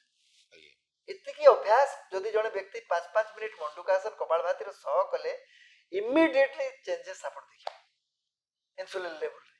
ସେମିତି ଥାଇରଏଡ ପାଇଁ ଏକ୍ସାମ୍ପଲ ଟିକେ ସାର୍ ଦେଇପାରିବେ କି? ଆ ଭିତରେ ଆପଣ ବହୁତ ଜଣଙ୍କର ଦେଖିଥିବେ, ତା ଭିତରେ ଜଣେ ଡ୍ରାଷ୍ଟିକ ଚେଞ୍ଜେସ୍ ତ ଅନେକ ଉଦାହରଣ ଏମିତି ଅଛି ଯୋଉମାନେ ତା ଭିତରେ ଗୋଟେ ଏମିତି ମେରାକିଲ ଆପଣ ଦେଖିଥିବେ, ଏଜ ବହୁତ ଆଜି ହେଇଯାଇଥିବ। ସକାଳର ଶିବିରରେ ମୁଁ 3 ଜଣଙ୍କୁ ଭେଟିଲି। ଜଣେ କ୍ୟାନ୍ସରରୁ ବର୍ତ୍ତିକି ଆସିଛନ୍ତି, ବର୍ତ୍ତମାନ ତାଙ୍କୁ 3 ମାସ ଟାଇମ ଦିଆ ହେଇଥିଲା, ସେ 3 ବର୍ଷ ହେଲା ବଞ୍ଚିଛନ୍ତି। ଆଉ ଜଣେ ବୟସ୍କ ବ୍ୟକ୍ତି ଥ୍ରୋଟ୍ କ୍ୟାନ୍ସରରେ ସେ ତାଙ୍କୁ କୁହାଯାଇଥିଲା ଯେ ତମର କାଟି ଦିଆଯିବ, ନଳୀ ତମର ଖାଦ୍ୟ ନଳୀ ଗଳାର ନଳୀ କଟା ହେଇକି ଏଇଠୁ ଏ ଖଣ୍ଡ କଟା ସେମିତି ହେଇଯିବ। ସେ ଡରିକି ପଳେଇ ଆସିଛନ୍ତି, ବର୍ତ୍ତମାନ ଖୋର୍ଦ୍ଧାରେ ସେ ଯୋଗ କରିକି ସମ୍ପୂର୍ଣ୍ଣ ସୁସ୍ଥ ଅଛନ୍ତି। ତେଣୁ ଏଠି ମୁଁ କହିବି, ରୋଗୀର ଭଲ ପାଇଁ ଯେତେବେଳେ ଯୋଉ ପାଥିର ଆବଶ୍ୟକତା ଅଛି ତାକୁ ନିଅନ୍ତୁ। ଆମେ ମୂର୍ଖାମି କରିବା ନାହିଁ। ମୋର ଭୟଙ୍କର ଆକ୍ସିଡେଣ୍ଟ ହେଇଯାଇଛି, ମଲ୍ଟିପୁଲ ଫ୍ରାକ୍ଚର ହେଇଯାଇଛି, ମୋର ବ୍ରେନ୍ ହ୍ୟାମରେଜ ହେଇଯାଇଛି, ମୁଁ କହିବି ମୁଁ ଆୟୁର୍ବେଦରେ ଭଲ ହେବି, ମୁଁ ଯୋଗ କରିକି ଭଲ ହେବି, ମୁଁ କାଳୁପୋଡ଼ା ସେକ କରିବି, ଏଇଟା ଉତ୍ତର ନୁହେଁ। ଯୋଉ ପାଥି ଯେତେବେଳେ ଆପଣଙ୍କୁ ସମାଧାନ ଦଉଛି, ଇଣ୍ଟିଗ୍ରେଟେଡ ପାଥିର ଆଶ୍ରୟ ନିଅନ୍ତୁ। ମୁଁ ଏ କଥାକୁ ଆପଣଙ୍କ ଏଇ ଶୋ ମାଧ୍ୟମରେ ଦୃଢ଼ତାର ସହ କହିବାକୁ ଚାହିଁବି। କିନ୍ତୁ ସାଧାରଣ ଭାବରେ 95% ପର୍ଯ୍ୟନ୍ତ ରୋଗ ପାଇଁ ଆପଣଙ୍କୁ ଯିବାକୁ ହିଁ ପଡିବ। ଥଣ୍ଡା ହେଇଗଲା କଣ ଦରକାର, ଆପଣ ଘରେ ତିଆରି କରିକି କାଢା ପିଇକି ଥଣ୍ଡାକୁ ଭଲ କରିଦେଇ ପାରିବେ। ଯେମିତି ମୁଁ କହିଛି ବାରମ୍ବାର ଆପଣଙ୍କୁ, ଗୋଲମରିଚ, ତେଜପତ୍ର, ଡାଲଚିନି, ଅଦା, ମହୁ, ତୁଳସୀ ପତ୍ର, ବାସକ ପତ୍ର, ୟାକୁ ଗୋଟେ ଚା କରିକି ପିଅନ୍ତୁ ନା, ଆପଣ ଥଣ୍ଡା ଭଲ ହେଇଯିବ। ଥଣ୍ଡା ପାଇଁ କାହିଁକି ଆପଣ ଥଣ୍ଡା ଔଷଧ ଖାଇବେ?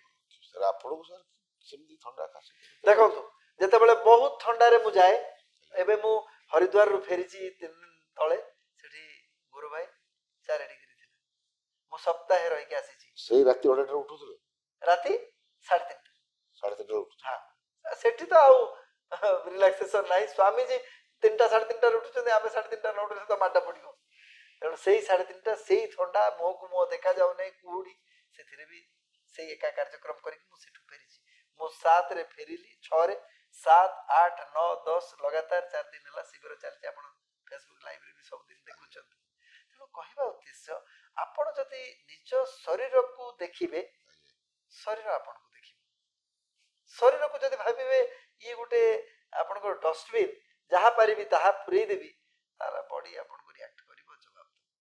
ଆପଣଙ୍କ ଆହାର ହିଁ ଆପଣଙ୍କର ଔଷଧ। ତେଣୁ health is always your first priority and health is wealth ଏବଂ ଫୁଡ ଆପଣଙ୍କର ମେଡିସିନ। ଏ କଥାକୁ ବି ବହୁତ ଲୋକ ଆଭଏଡ କରିଦିଅନ୍ତି। ମୁଁ ତ ଯୋଗ କରୁଛି, ମୁଁ ସକାଳୁ କପାଳଭାତି କଲି, ଘରକୁ ଯାଇକି ପୁରୀ ଭାତି, ପରଟା ଆଳୁ ଦମ ଖାଇଲି, ରବି ରଘୁ ଦହିବରା ଟିକେ ଖାଇଦବା, ଏସବୁ ହବନି ଆଜ୍ଞା। ଆପଣ ଯଦି ପ୍ରକୃତରେ ଦହିବରା ଆଳୁଦମ ବି ଖାଇବାକୁ ଚାହୁଁଛନ୍ତି, ଚାଟପାଟ ଖାଇବାକୁ ଚାହୁଁଛନ୍ତି, ଘରେ କରିକି ଖାଉନାହାନ୍ତି ଆଜ୍ଞା। ନିହାତି ତିଆରି କରିଦେବି। ରୋଷେଇରେ ମୁଁ ପାରଙ୍ଗମ ପୁରା 100%। ଆଜି ବି ମୁଁ ରୋଷେଇ କରିକି ଆସିଛି। ମୋ ଘରଣୀ ମତେ ରୋଷେଇ ଘରେ ପ୍ରବେଶ କରେଇ ଦିଅନ୍ତିନି, କିନ୍ତୁ ମୁଁ ଜିଦ୍ଦି କରିକି ପଶେ। ଏବେ ବି ଯୋଉ ଆସିଛି ଆଜିର ରୁଟି ତରକାରୀ ଭଜା ସବୁ କରିକି ଆସିଛି। ମୋ ଟିଫିନ ବି ମୋ ସାଙ୍ଗରେ ଅଛି। ତେଣୁ କହିବା ଉଦ୍ଦେଶ୍ୟ ହଉଛି ଯୋଗ କରିବା କଣ ପାଇଁ? କର୍ମଯୋଗ ପାଇଁ।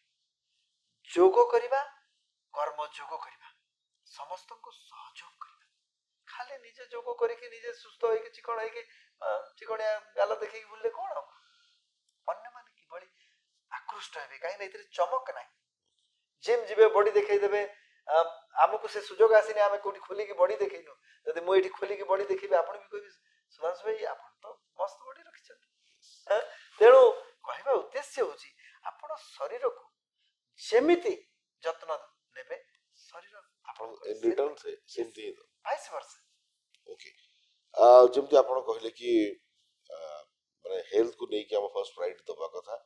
ମାନେ ଆପଣ ଫ୍ୟାମିଲିକୁ ବି ଦେଖୁଛନ୍ତି, ନିଜ ହେଲ୍ଥକୁ ବି ଦେଖୁଛନ୍ତି, ନିଜକୁ ଦେଖୁଛନ୍ତି, ସମାଜକୁ ବି ଦେଖୁଛନ୍ତି। ସୋ ମାନେ ଯୋଗଗୁରୁ ସୁଧାଂଶୁ ଅଧିକାରୀ ନାଓ ହି ଇଜ ଅ great example for everyone and ବହୁତ ବଡ଼ ପ୍ୟାକେଜ। ତେବେ ୟାରି ଭିତରେ ଗୋଟେ ଜିନିଷ ଆପଣ ଏଣ୍ଟ୍ରି କରିଥିଲେ ଯେ ଆମ ଆଖପାଖରେ ବହୁତ ଜିନିଷ ଅଛି, ଥଣ୍ଡା ଟିକେ ହେଇଛି କି କିଛି ଗୋଟେ ରୋଗ ହେଇଛି, ହଠାତ୍ କୋଉଠି ଯିବା ଦରକାର ନାହିଁ। ଘରେ ଯାହା ଅଛି ବା ଘର ପାଖରେ ଯାହା ଅଛି ତାକୁ ବି ଆପଣ ଯଦି ଖାଇବେ, ତାକୁ ବି ଆପଣ ଯଦି ପିଇବେ ବାଟିକି, କି ତାକୁ ଯଦି ବ୍ୟବହାର କରିବେ ତାହେଲେ ଉପଶମ ମିଳିବ। ସେ ବିଷୟରେ ମୁଁ ଫାର୍ଷ୍ଟ ଏଣ୍ଟ୍ରି କରିବାକୁ ଚାହିଁବି। ସାର୍, ଏ ଯୋଗର ଆଉ ଆୟୁର୍ବେଦିକର ୟାର ସମ୍ପର୍କଟା କ'ଣ? ଦେଖନ୍ତୁ, ଇଏ ଅଙ୍ଗାଙ୍ଗୀ ଭାବରେ ଜଡ଼ିତ। କେମିତି ସାର୍? ଦେଖନ୍ତୁ, ଯୋଗଟା ଆପଣଙ୍କୁ ହିଲିଂ ସିଷ୍ଟମ ଦଉଛି।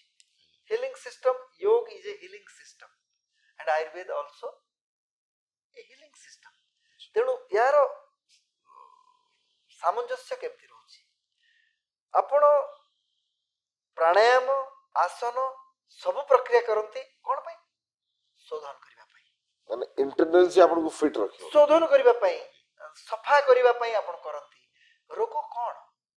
ଶରୀରରେ ବିଜାତୀୟ ତତ୍ଵ ରହିଲା ବୋଲି, ମହିଳା ହେଲା ବୋଲି ଆପଣଙ୍କର ରୋଗ ହେଲା।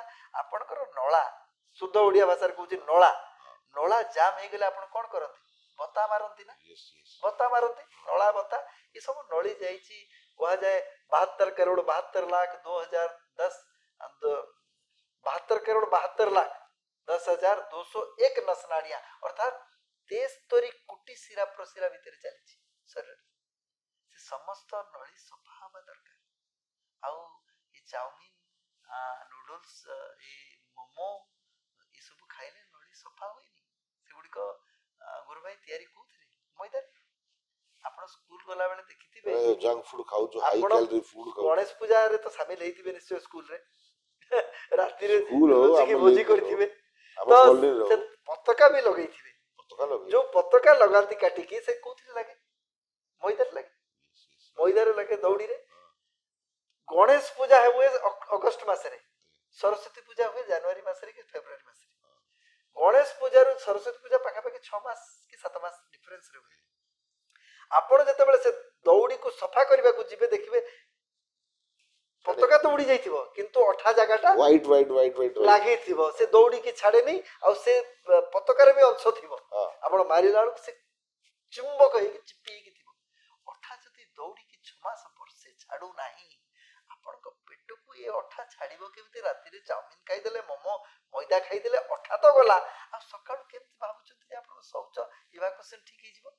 जाम तो हवा स्वाभाविक। ए छोट कथा जदि आमे न मानिबा ताले रोगी हबा। सबटो बढ़िया कथा होची बॉडी रो डिटॉक्सिफिकेशन पे, बॉडी को शुद्ध करबा पे सबटो बढ़िया होची गोधन अर्क, गोमूत्र। अच्छा, 10 ml गोटे कप पानी रे सकाळ नै जांतु। ई हला प्रथम। जदि आपण ताकू नै पारु नाहंती, आपण स्मेल इत्यादि जदि आसुची, ताले धनिया पत्र, ओके, पुदना पत्र, भेरसुंगा पत्र सबठी उपलब्ध। गोटिए अळा काटिकी सेतिरे पकई दियंतु हला। ताकू आपण सैंधव लवण टेस्ट अनुसार, साधा नमक, रॉक सॉल्ट नहीं, सैंधव लवण औषध रूप में व्यवहार आयुर्वेद। तेणु ताकू मिसेई ସେଟା ସ୍ୱାଦିଷ୍ଟ। ରକ୍ ସଲ୍ଟ କହନ୍ତି। ରକ୍ ନୁହଁ, ଆଚ୍ଛା, sorry rock salt, rock iodine salt ନୁହେଁ, ରକ୍ ସଲ୍ଟ। ରକ୍ ସଲ୍ଟ, ସେନ୍ଧା ନମକ ବା ହଁ, ସୈନ୍ଧବ ହଁ, ଲବଣ, ହଁ। ରକ୍ ସଲ୍ଟ ଏବଂ ଆୟୋଡିନ ସଲ୍ଟ ନୁହେଁ। ହଁ। ଆକୁ କରି ଜୁସ୍ ଆପଣ ଦିନକୁ 3 ଥର ପିଇ ଦିଅନ୍ତୁ। ସକାଳେ ଥରେ ଜଳଖିଆ ପୂର୍ବରୁ 10-15 ମିନିଟ୍ ଆଗରୁ ପିଇ ଦିଅନ୍ତୁ ଗୋଟେ ଗ୍ଲାସ୍, ଦ୍ୱିପହରେ ଲଞ୍ଚ ପୂର୍ବରୁ ଗୋଟେ ଗ୍ଲାସ୍ ପିଇ ଦିଅନ୍ତୁ, ସନ୍ଧ୍ୟାବେଳେ 6ଟା 6:30 ଭିତରେ ଆଉ ଗୋଟେ ଗ୍ଲାସ୍। ଆପଣ କମ୍ପ୍ଲିଟ୍ ବଡି ଡିଟକ୍ସିଫାଇ ହେଇଯିବ, ସଫା ହେଇଯିବ। ଇଏ ହେଲା ଦ୍ୱିତୀୟ। ତୃତୀୟ ହେଉଛି ଆପଣଙ୍କ ବଡିର କୋଉଠି କୋଉଠି ଯଦି ଟ୍ୟୁମର ଭଳି ହେଇଯାଉଛି, ହିନ୍ଦୀରେ ଯାହାକୁ ଗାଁଠେ କହନ୍ତି, ହଁ, ଗାଁଠ ହଁ, ଫୁଲିଯାଏ, ଏଠି ଫୁଲିଗଲା, ଏଠି ଫୁଲିଗଲା, ଗାର୍ଡ ଗାର୍ଡ। ଗାଁଠ ଏଠି କାଖ ତଳେ ଫୁଲିଯାଏ, ଆଉ ସେଗୁଡ଼ିକ ଗୁରୁ ଭାଇ ଆଗକୁ ଯାଇକି କ୍ୟାନ୍ସର ହେଇଯାଏ। ଟ୍ୟୁମର ଯଦି ଲଙ୍ଗ ରନ୍ରେ ଆପଣ ତାକୁ କେୟାର ନ ନେଲେ ସେ କ୍ୟାନ୍ସର ହେଇଯିବ, ଇଟ୍ ବିକମ୍ସ କ୍ୟାନ୍ସରସ୍। ତେଣୁ ସେଗୁଡ଼ିକ ସାଧାରଣ ଭାବରେ ଯାଆନ୍ତି ନାହିଁ। ତାକୁ ଯଦି ଦୂର କରିବାକୁ ଚାହୁଁଛନ୍ତି, ସନ୍ଧ୍ୟା 6ଟା ପରେ ଆଉ ଭୋଜନ କରନ୍ତୁ ନାହିଁ। କୌଣସି ପଶୁ ପକ୍ଷୀ ରାତିରେ ଭୋଜନ କରନ୍ତି ନାହିଁ।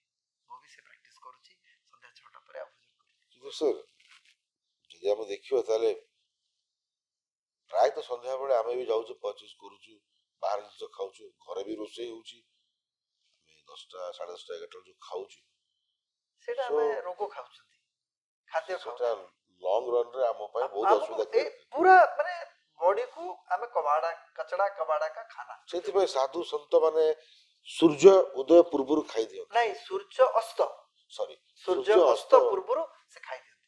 ରାତିରେ କେବଳ ଗୋଟିଏ ଜନ୍ତୁ ଦେଖନ୍ତି, ପେଚା ବୋଲି। ଆପଣ ଗାଈକି ଦିଅନ୍ତୁ, ଗଧକୁ ବି ଦିଅନ୍ତୁ ରାତିରେ ଖାଇବାକୁ, ଯାହାକୁ ସବୁଠୁ ବୋକା ପ୍ରାଣୀ ବୋଲି କହନ୍ତି, ସିଏ ବି ଖାଇବ।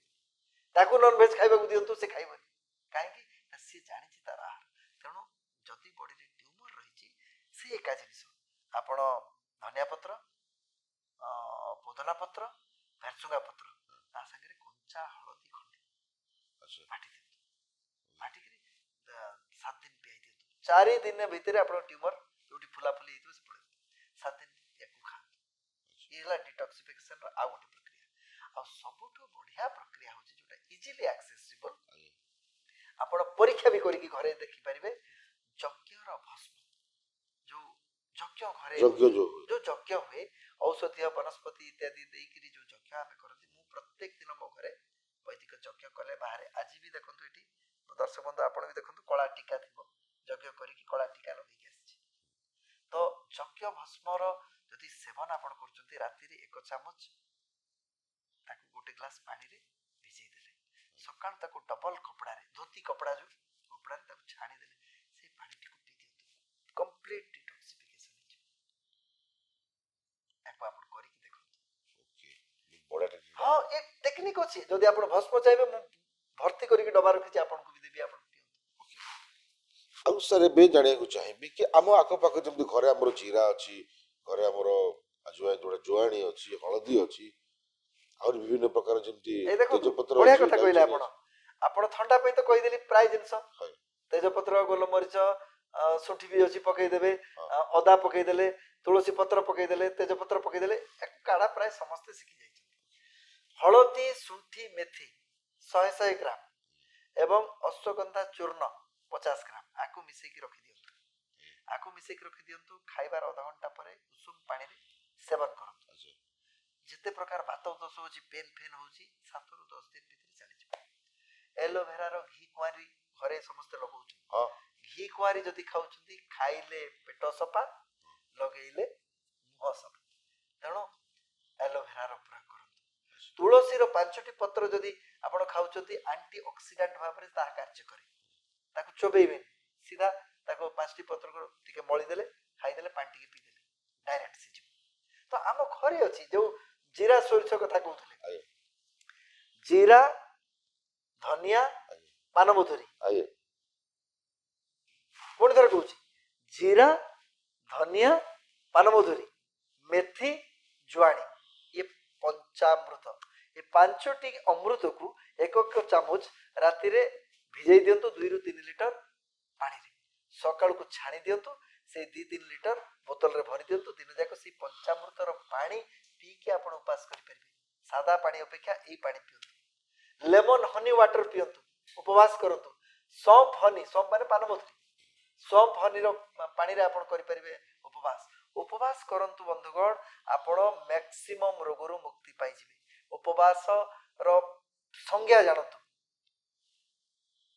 भोक को जेते बेले खाद्य न मिले पुणी थरे कहूची भोक को जेते बेले खाद्य न मिले से रोग को खाए तेणु भोक को जेते बेले खाद्य मिलबनी से खाइबो से कोन खाइबो रोग को खाइबो जेते डिजीज सेल अछि आगु दुर्बलिया गुडा को मारी खाइबो बड़ माछ कोन करे छोट माछ को गिले ना तेणु भोक अवस्था होची बड़ माछ और रोग होची छोट माछ तेणु उपवास थिला बेले आपणकर समस्त विजातीय तत्व को डेड सेल को डिजीज सेल को से खाइबे आपण सुस्थ होई तेणु उपवास बेस्ट मेडिसिन अच्छा घरे छोट पिला माने अछन केतबेले ताकर लूज मोशन टिके हे जाय केतबेले से माने वॉमिटिंग बांति टिके हे जाय केतबेले ठंडा काश भी हे जाउची मां हमर हठात कोन करिया ताको नै कि जीवा हॉस्पिटल नै डॉक्टर पाखु नै कि जीवा बट इंस्टेंटली घरे हमर कोन थु जोडे काम पिला को फटाफट देई पारे सबठो बढ़िया होची ठंडा सर्दी कफ एलर्जी पई त्रिकटु चूर्ण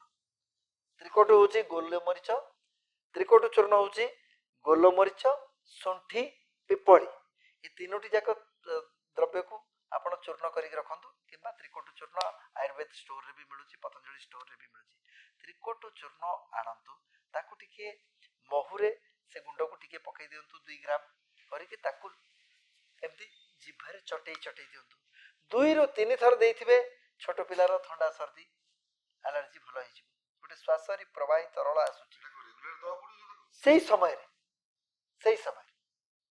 आउ जदि छोट पिला को आपण तार प्रतिरक्षा तंत्र भलो करबा को चाहउचंती तार रेजिस्टेंस पावर बढ़िया को चाहउचंती गिलोय रस हमर गिलोय बोतल रे रस आसुची गिलोय जूस ताकू छोट चामच रे पिला पई 3 रु 5 ml जेंती औषध तार खाई जेंती 3 रु 5 ml महू टिके मिसी ताकू सकर दे ता प्रतिरक्षा तंत्र मजबूत हो जिवो आउ छोट पिला जेते झाड़ा हो बांती हो जहा हो बाहर खाद्य ताकू बंद कर दियंतु मदर फीड केवल दियंतु माँ क्षीर जदि से छुआ खाउची सेटा होची बेस्ट मेडिसिन आमे सेरला खाइबा दुची आडू सेडू खाइबा दुची पुणी एंटीबायोटिक पई दौड़ुची आपण जदि माँ क्षीर दउचंती आपण जानतु मेडिसिन ता सहित जाउची सर वो एटी गोटे कथा पचरे चाहिए बहुत डॉक्टर कहते कि यू गो फॉर योगा बहुत भलो किंतु कहते कि यदि मेडिसिन नवार अछि ताले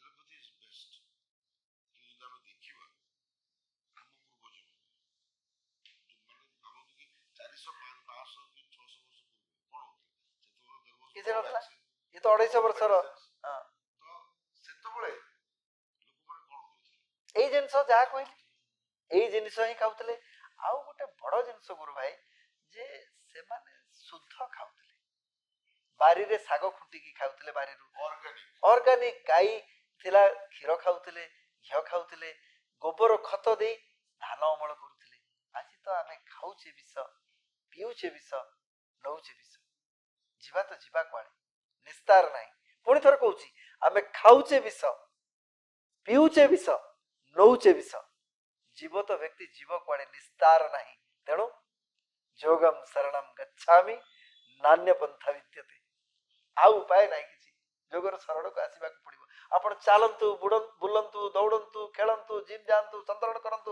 साइकिलिंग करंतु जुम्बा करंतु 1 घंटा जोग आपण नहले 30 वर्ष रे 60 वर्ष रा आनंद नेबे बुढ़ापा अछि रे आसी जीव ସେଇଥି ପାଇଁ ସर ମୁଁ ଯେତେବେଳେ ସର୍ ଏଜ୍ କଲି ସର୍ କହିଲେ ଆପଣ ଯୋଉ ଏଜ୍ କଲେ ପାଖାପାଖି 10 11 ବର୍ଷ ମୁଁ 60 वर्ष पाखापाखी बोले जानतु क्षिप्रता sir like 60 you're not looking like I mean 60 को टच करियो सिम्पली भी देखा जाउना से सब प्रभु को आशीर्वाद गुरु को कृपा एमती आप लोग देखि कि सर बहुत जण इंस्पायर हे जंदी इवन मु भी इंस्पायर हे छी मझे मुझे जदियो मोर टिके मिस हे जाउची टिके कार्य व्यस्तता जोगु किबा निजर अवहेला जोगु किंतु मु कंटिन्यू करूची आउ सेतु मते लाभ मध्ये मिलुची सर आयुर्वेदिक पाखु जिबा हम जो कहूची सर पेटटा काटुची प्राय लोकंकर कोन होय फटाफट पेटटा काटुची पेटटा दर्द हे पेटटा भल लागु बोल ग्यास हे सेटा मते गोटे केमती ऑकवर्ड फील होची awkward feel होची ये होची ନାଟର ଗୋବର୍ଦ୍ଧନ ହଉଛି ତ ଏ ପେଟ, ପେଟ ପାଇଁ ତ ସବୁ ନାଟ। କଣ ସାର୍ ଘରେ ସାର୍ ଅଛି ଇନଷ୍ଟାଗ୍ରାମ? ଘରେ ସବୁଠୁ ବଢିଆ ଜିନିଷ, ଘରେ ଆପଣ ଯଦି କରିବେ ସବୁଠୁ ବଢିଆ ଜିନିଷ, ଆପଣ ସମସ୍ତଙ୍କ ଘରେ ଅଛି, କାହା ଘରେ ଜିରା ନାହିଁ, କାହା ଘରେ ସୈନ୍ଧବ ଲବଣ ନାହିଁ, ଆପଣ ଟିକେ ଜିରାକୁ ହାଲକା ଭାଜି ଦିଅନ୍ତୁ, ସୈନ୍ଧବ ଲବଣରେ ଘଷି ଦିଅନ୍ତୁ, ସେ ଜିରାକୁ ଜାକନ୍ତୁ। ଜୁଆଣି କାହା ଘରେ ନାହିଁ, ଜୁଆଣି କି ଭିଜେଇ ଦିଅନ୍ତୁ, ଜୁଆଣିର ପାଣି ବାରମ୍ବାର ଦିଅନ୍ତୁ, ପେଟର ଯାବତୀୟ ଗଣ୍ଡଗୋଳ, ଆପଣ ଯୋଉ ଆୟୁର୍ବେଦିକ ଜିନିଷ ସବୁ ନଉଛନ୍ତି ବଜାରରେ ମିଳୁଛି, ସେ ଜୁଆଣିରୁ ତିଆରି, ସେ ଆପଣଙ୍କର ହେଙ୍ଗୁରୁ ତିଆରି, ସେ ଆପଣଙ୍କର ମେଥିରୁ ତିଆରି, ସେ ଆପଣଙ୍କର ଏଇ ସୈନ୍ଧବ ଲବଣରୁ ତିଆରି। ଯଦି ଆୟୁର୍ବେଦ ବିଷୟରେ ପଚାରିବେ ତାହେଲେ ହିଙ୍ଗାଷ୍ଟକ ପେଟର ଯାବତୀୟ ଗଣ୍ଡଗୋଳ ପାଇଁ ବହୁତ ବଢିଆ, ହେଙ୍ଗୁରୁ ତିଆରି, ଜିରାରୁ ତିଆରି, ଜିରା ବଟି, ଜିରା ଗୋଲି ଆସୁଛି, ଜିରାର ପାଚକ, ସେ ଇଏ ପାଇଁ।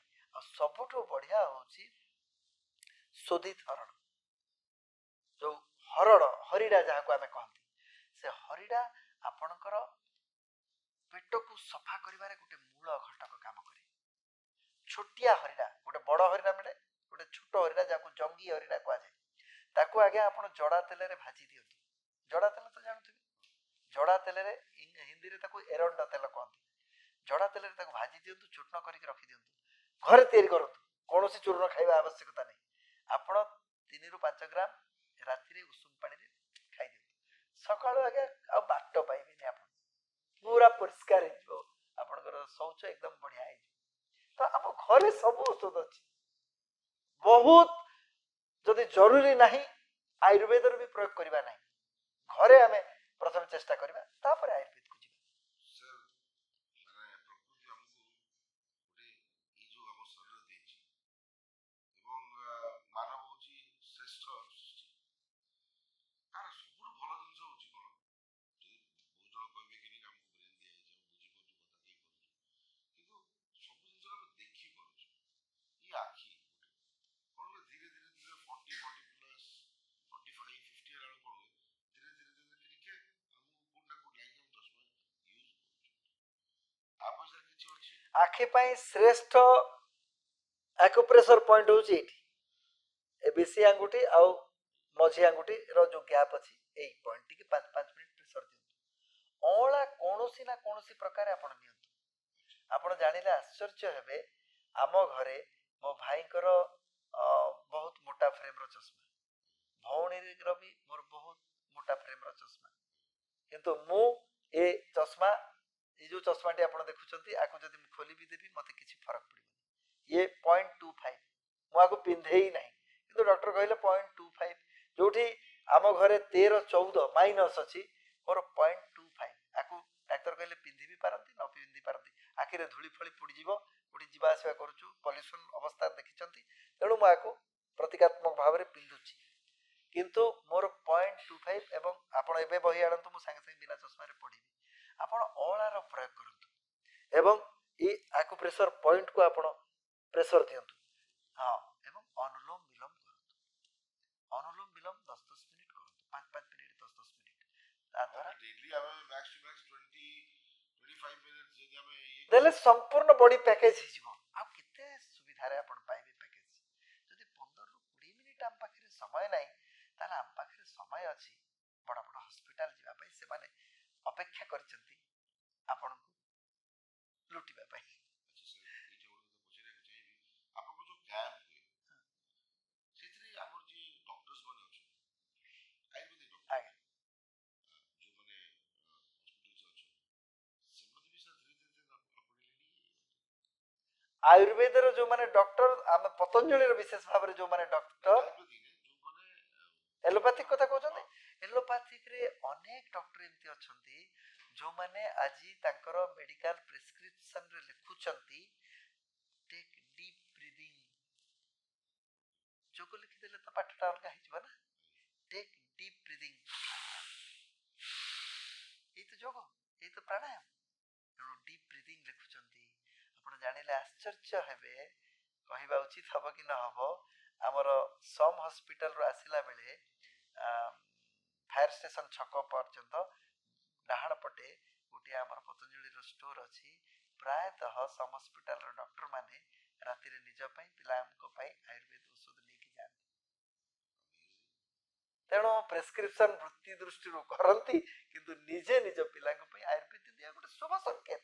ଏଥିରେ କିଛି ଖରାପ ନାହିଁ। ମୋର ପ୍ରାୟୋରିଟି, ମୁଁ ଆୟୁର୍ବେଦ ନେବି କି ଏଲୋପାଥିକ ନେବି କି ହୋମିଓପାଥି ନେବି କି ୟୁନାନି ନେବି, ଏଟା ମୋର ପ୍ରାୟୋରିଟି।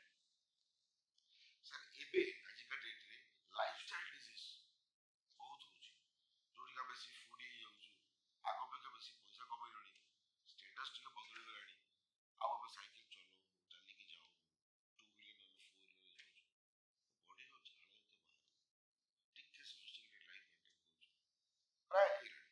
ସେ ଆମର ଛୋଟ ବଡ଼ ସହର କଥା କହୁଛୁ, ସେଇଥିରେ କ'ଣ ଧୀରେ ଧୀରେ ଧୀରେ ଧୀରେ ଲାଇଫଷ୍ଟାଇଲ ଡିଜିଜ୍ ହେଲା ବେଳକୁ ବିଭିନ୍ନ ପ୍ରକାର ରୋଗ ହଉଛି, ଓବେସିଟି ହଉଛି, ଧୀରେ ଧୀରେ ସୋ ଯଦି ଆମକୁ ଆମ ଯୋଉ ୟଙ୍ଗ ଜେନେରେସନ ଅଛନ୍ତି ବା ଆମର ଏବେ ଯୋଉ 30+ ଯୋଉମାନେ ଅଛନ୍ତି, ସେମାନଙ୍କୁ ସାର୍ କ'ଣ ଆପଣ କହିବେ, କ'ଣ ବାର୍ତ୍ତା ଦେବେ, ଦେଖନ୍ତୁ, କ'ଣ ମୁଁ କହିବେ? ବୁଝିଲି ଆପଣଙ୍କ ପ୍ରଶ୍ନ। ଗୋଟେ ହଉଛି ହାର୍ଡୱେର ଆଉ ଗୋଟେ ହଉଛି ସଫ୍ଟୱେର। ହାର୍ଡୱେର ପାଇଁ ଆପଣ ଯାଉଛନ୍ତି ଜିମ୍ ଇତ୍ୟାଦିକୁ ଯାଉଛନ୍ତି, ହାର୍ଡୱେର ପାଇଁ ଜିମ୍ ଯାଉଛନ୍ତି, ଆପଣ ବଡି ତିଆରି କରୁଛନ୍ତି, ଚେଷ୍ଟ ତିଆରି କରୁଛନ୍ତି, ବାଇସେପ୍ ଟ୍ରାଇସେପ୍ ତିଆରି କରୁଛନ୍ତି, ବାହାର ମସ୍କୁଲାର ଫିଟନେସ୍ ଆପଣ ଆଣୁଛନ୍ତି। କିନ୍ତୁ ଶରୀରର ଯେଉଁ ଭାଇଟାଲ ଅର୍ଗାନ ଗୁଡ଼ିକ ଅଛି, ଆପଣଙ୍କର କିଡନୀ ହେଲା, ଲିଭର ହେଲା, ହାର୍ଟ, ଲଙ୍ଗସ୍, ବ୍ରେନ୍, ଏ ପାଞ୍ଚଟି ଯେଉଁ ଭାଇଟାଲ ଅର୍ଗାନ ହେଲା, ସେ ସେଲ୍ ଗୁଡ଼ିକୁ ମଜବୁତ କରିବାର ଉପାୟ କେବଳ ମାତ୍ର ପ୍ରାଣାୟାମରେ ଅଛି, ଯୋଗରେ ଅଛି। ଆପଣ ଜିମ୍ ଯାଆନ୍ତୁ, ସେଥିରେ ବାଧା ନାହିଁ, କିନ୍ତୁ ସକାଳୁ କପାଳଭାତି, ଅନୁଲୋମ ବିଲୋମ, ଭସ୍ତ୍ରିକା ଏବଂ ଭ୍ରାମରୀ ଉତ୍କିତ ଇତ୍ୟାଦି ବେସିକ୍ ପ୍ରାଣାୟାମ କରନ୍ତୁ।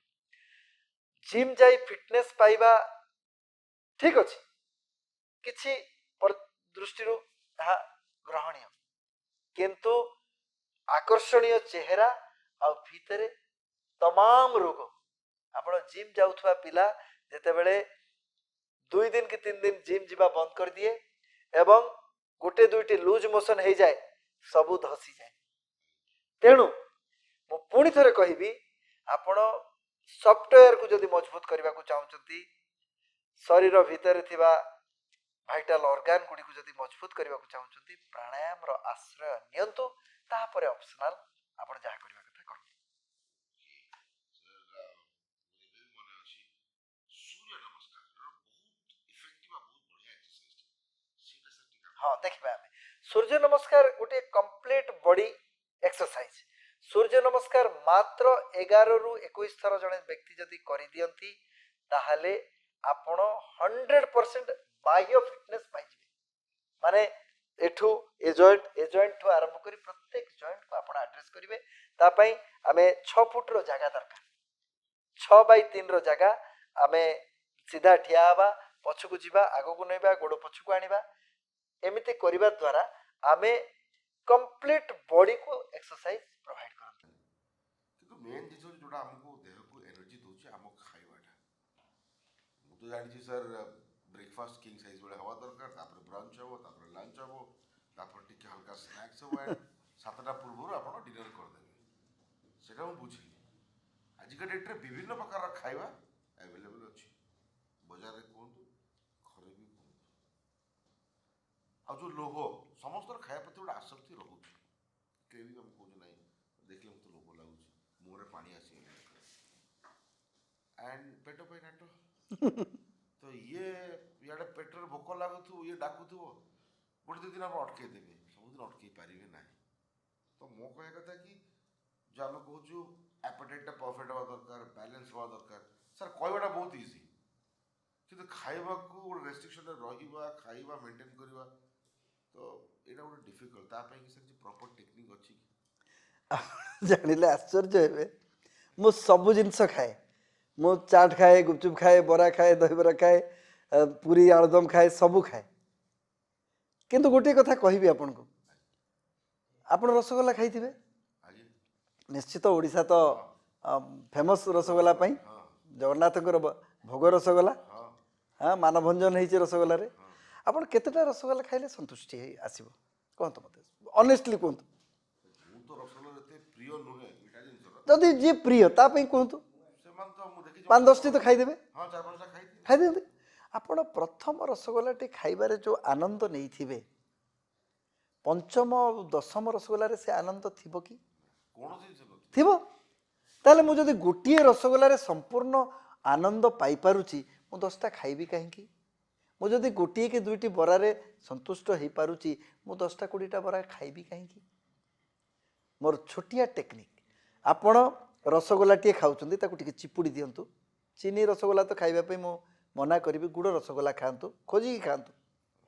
ଗୁଡ଼ ରସଗୋଲା ବେଷ୍ଟ, ତାକୁ ଖାଇବେ ଏବଂ ପାଟିରେ ତାକୁ ବୁଲେଇବେ 20ରୁ 30 ଥର। ଆପଣ କହିବେ କ'ଣ ଏଇଟା ନାଟକ କରିବି ନା କ'ଣ? ବୋଲାନ୍ତୁ ରେ ମନ ବୁଝିଯା ବୁଝିଯା, ଆଉ ଦ୍ୱିତୀୟ ଆଡ଼କୁ ଯିବୁନି, ଏଇଥିରେ ସନ୍ତୁଷ୍ଟି ନେ ବାପା, ଆଉ ସିଆଡ଼କୁ ଯା ନା।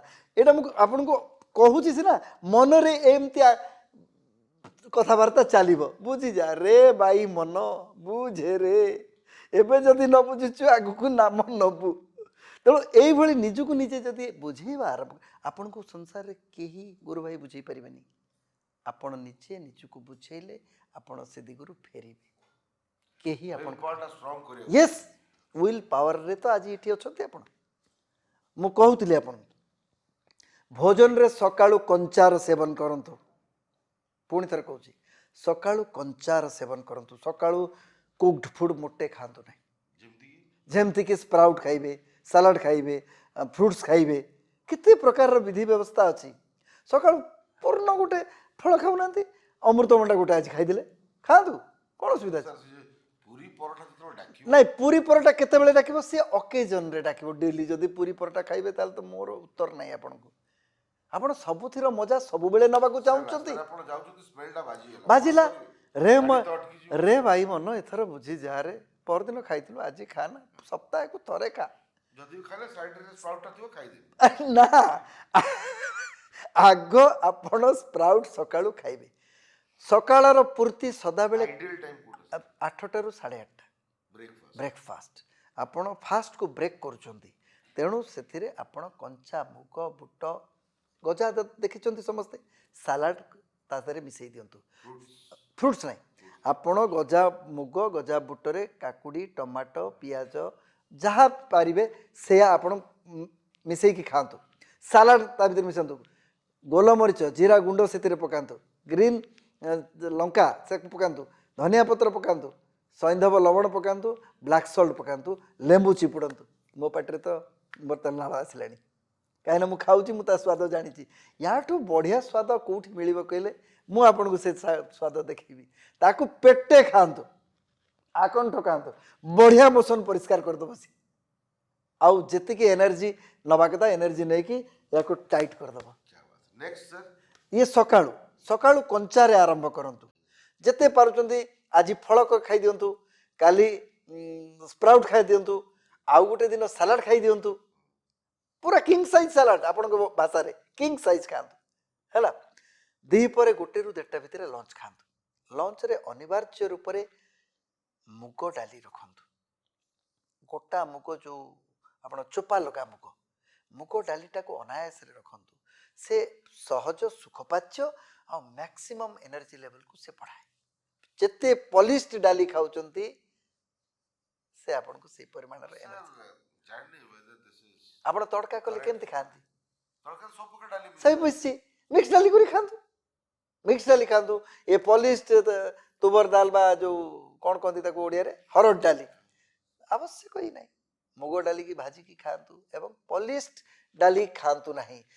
ଖଦଡିଆ ଖାଆନ୍ତୁ, ଚୋପା ଲଗା ଖାଆନ୍ତୁ, ଚୋପା ଲଗା ମୁଗ ଖାଆନ୍ତୁ, ଆଉ ସ୍ପ୍ରାଉଟ୍ ଖାଆନ୍ତୁ। ତା ସହିତ ସବୁଠୁ ବଡ଼ କଥା ହେଉଛି ଖଦଡିଆ ରୁଟି ଖାଆନ୍ତୁ। ଏ ଯେଉଁ ପଲିସ୍ଡ ରୁଟି ଖାଉଛନ୍ତି, ମଇଦାର ସିଙ୍ଗଡ଼ା ଖାଉଛନ୍ତି, ଇଏ ହେଉଛି ରୋଗର ମୂଳ କାରଣ। ତେଣୁ ଦ୍ୱିପହରେ ସବୁଠୁ ବଢ଼ିଆ ହେଉଛି ଆପଣ ଖଦଡିଆ ରୁଟି କରିକି ଖାଆନ୍ତୁ, ଯେଉଁଥିରେ ଚୋକଡ଼ ଥିବ, ସେଇ ଅଟାର ଖାଆନ୍ତୁ ଏବଂ ଗୋଟେ ବଢ଼ିଆ ମିକ୍ସ ଭେଜିଟେବୁଲ୍ ଖାଆନ୍ତୁ। ସନ୍ତୁଳା ଖାଆନ୍ତୁ, ଡାଲମା ଖାଆନ୍ତୁ, ଯାହା ବନାଉଛି, ପନିର ଖାଇବାକୁ ଇଚ୍ଛା ହେଉଛି ପନିର ଖାଆନ୍ତୁ, ଯାହାକୁ ଯେଉଁ ରୁଚି ଲାଗୁଛି। ଦ୍ୱିପହରେ ଆପଣଙ୍କୁ ଛୁଟ ଦିଆଗଲା, ଖାଇବେ। କିନ୍ତୁ ତା ପୂର୍ବରୁ ସାଲାଡ଼ 40ରୁ 50% ଖାଇଥିବେ। ଆଗ ସାଲାଡ଼ ଖାଇଲେ 5 ମିନିଟ୍ 10 ମିନିଟ୍ ପରେ ଆପଣ ମୂଳ ଭୋଜନକୁ ଆସନ୍ତୁ। ଲାଷ୍ଟକୁ ଆପଣ ଯଦି ପାରିବେ ଘୋଳ ଦହି ଗୋଟେ ଗ୍ଲାସ୍ ପିଅନ୍ତୁ। ଘୋଳ ଦହି, ଯେଉଁ କଳା ଲୁଣ, ଗୋଲମରିଚ ଗୁଣ୍ଡ, ଦହି ଆପଣ ବାରଣ କରାଯାଇପାରେ, ଯାହାକୁ ୟୋଗର୍ଟ କୁହାଯାଏ, କିନ୍ତୁ ବଟର ମିଲ୍କ, ଯେଉଁଟା ବଟର ମିଲ୍କ, ଘୋଳ ଦହି ଆପଣ 365 दिन नहीं पारे। खाइबा मझिरे पानी पीबा वर्जनीय, पानी पीबे नहीं। भोजनांते विषमबारी, भोजन अंतरे भी जदि पानी नौचंती ता विष भली कार्य करे। मझिरे जदि पानी पीबा को इच्छा होची कोन करिवे, घोଳ दही रखिथिबे, गोटे गोटे ढोक पीकरी जहाँ खाइबा के ता खाइबे। ओके सर, खाइबार एबे हम कंटिन्यू करियो पुणी 5टा बेले।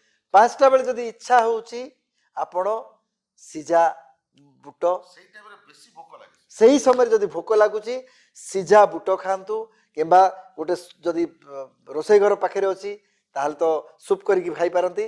जदि रोसई घर ना मु जेमती करे, मु गोटे फ्रुट्स किसी नहीं जाई थाए, जेकोसी फ्रुट्स गोटे किसी ना तो पिजुली गोटे धरली, पिजुली ताको कटली मो ड्र पाखे साइड रे छुरी अच्छी काटिली, समस्त को खुआइली खाइली।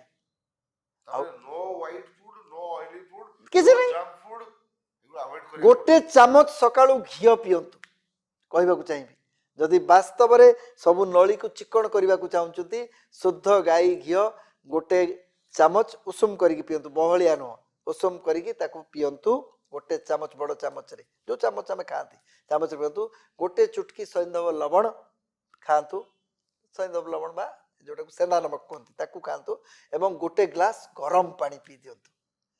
पूरा बॉडी को एनर्जी दब, इवाकुएशन प्रोसेस को मजबूत करिवो, सर्कुलेटरी सिस्टम को एकदम मजबूत करके रखे। तापर 5टा कथा पचारुथिले आपण, 5टा बेले आपण आइदर फ्रुट्स नहीं पारंती किंबा सिजा छोले जो जाको आमे कहंती कोन काबुली चना ताकू नहीं जातु, हल्का सैंधव लवण देकी ताकू सिझेई दियंतु, ताकू आपण सलाड करके भी रात रे संध्या बेले खाई परिबे। 5टा बेले मो कथा जदि पचारे, मु तो 6:30 बेले रुटी डालमा रुटी सतुला खाई दूची, तारी सांगे बुट फुट जहाँ अच्छे आग टे चाखड़ा खाई दूची। तेणु मो स्वीट कॉर्न प्राय जगह मिलुची। Sweet corn the best food, जदि ठीक जिनस आपन को स्वीट कॉर्न मिलुची संध्या बेला 5टा बेलर डाइट हिसाब से स्वीट कॉर्न को नियंतु। प्राय स्टॉल देखियो विभिन्न बरा सिंगड़ा अपेक्षा 100 टाइम्स 1000 टाइम्स बेटर होची स्वीट कॉर्न। ये हला 5टा बेले जदि खाइले, 5टा बेले जदि खाउचंती या को खाइले चाखणा बळी जाको कुआ जाए रिफ्रेशमेंट। किंतु मु तो कहबी 4:30 बेले खाइबा अपेक्षा जोड़े काबुली बुट खाउचन तो खातु, बा गोटे फ्रुट्स जदि भोक लागुची खाई दियंतु, कहीं 1 ରୁ 1.5टा भितर खाइथिबे।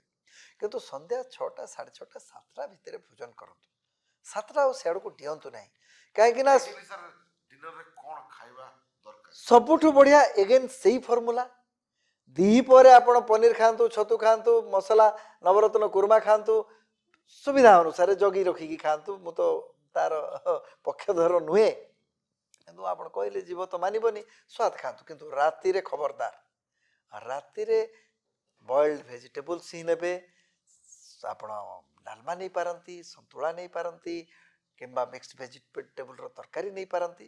भलो घी टिके अदा टिके छेचिकी जीरा छुंक दियंतु, टमाट टिके दे दियंतु, टिके जीरा गोलमरिच गुंड पकई दियंतु। कहबे आपण एते कथा कहउचंती केमती, ए कथा मु करे बोली मु जानि छी। तेणु एते करी आपण 7 स्टेज रे टिके प्रॉब्लम नहीं पारे, किंतु थरे हमकु माने कोन करे एक्वेंटेड हे गले, आदत हे गेला माने हां अकस्टम्ड हे गले, असुविधा नहीं। The beginning is important. सेति पई कोइ जाई सर छोट बड़ा पड़ी पड़ी आछू, किंतु ताको मेंटेन करि पर early to bed early to rise बस समान हेल्दी। गोटे कथा आपन को एठी गुरु भाई कहबी मु, सकाळू जल्दी उठंतु फास्ट नियम। द्वितीय नियम स्वास्थ्य रे होची आपण कंचारू आरंभ करंतु। तृतीय नियम होची दी पर घोळ दही पियंतु, राति रे आपण गोल्डन मिल्क नियंतु, क्षीर गरम करिकी हळदी तेरे 2 ग्राम 3 ग्राम मिसेकी पियंतु।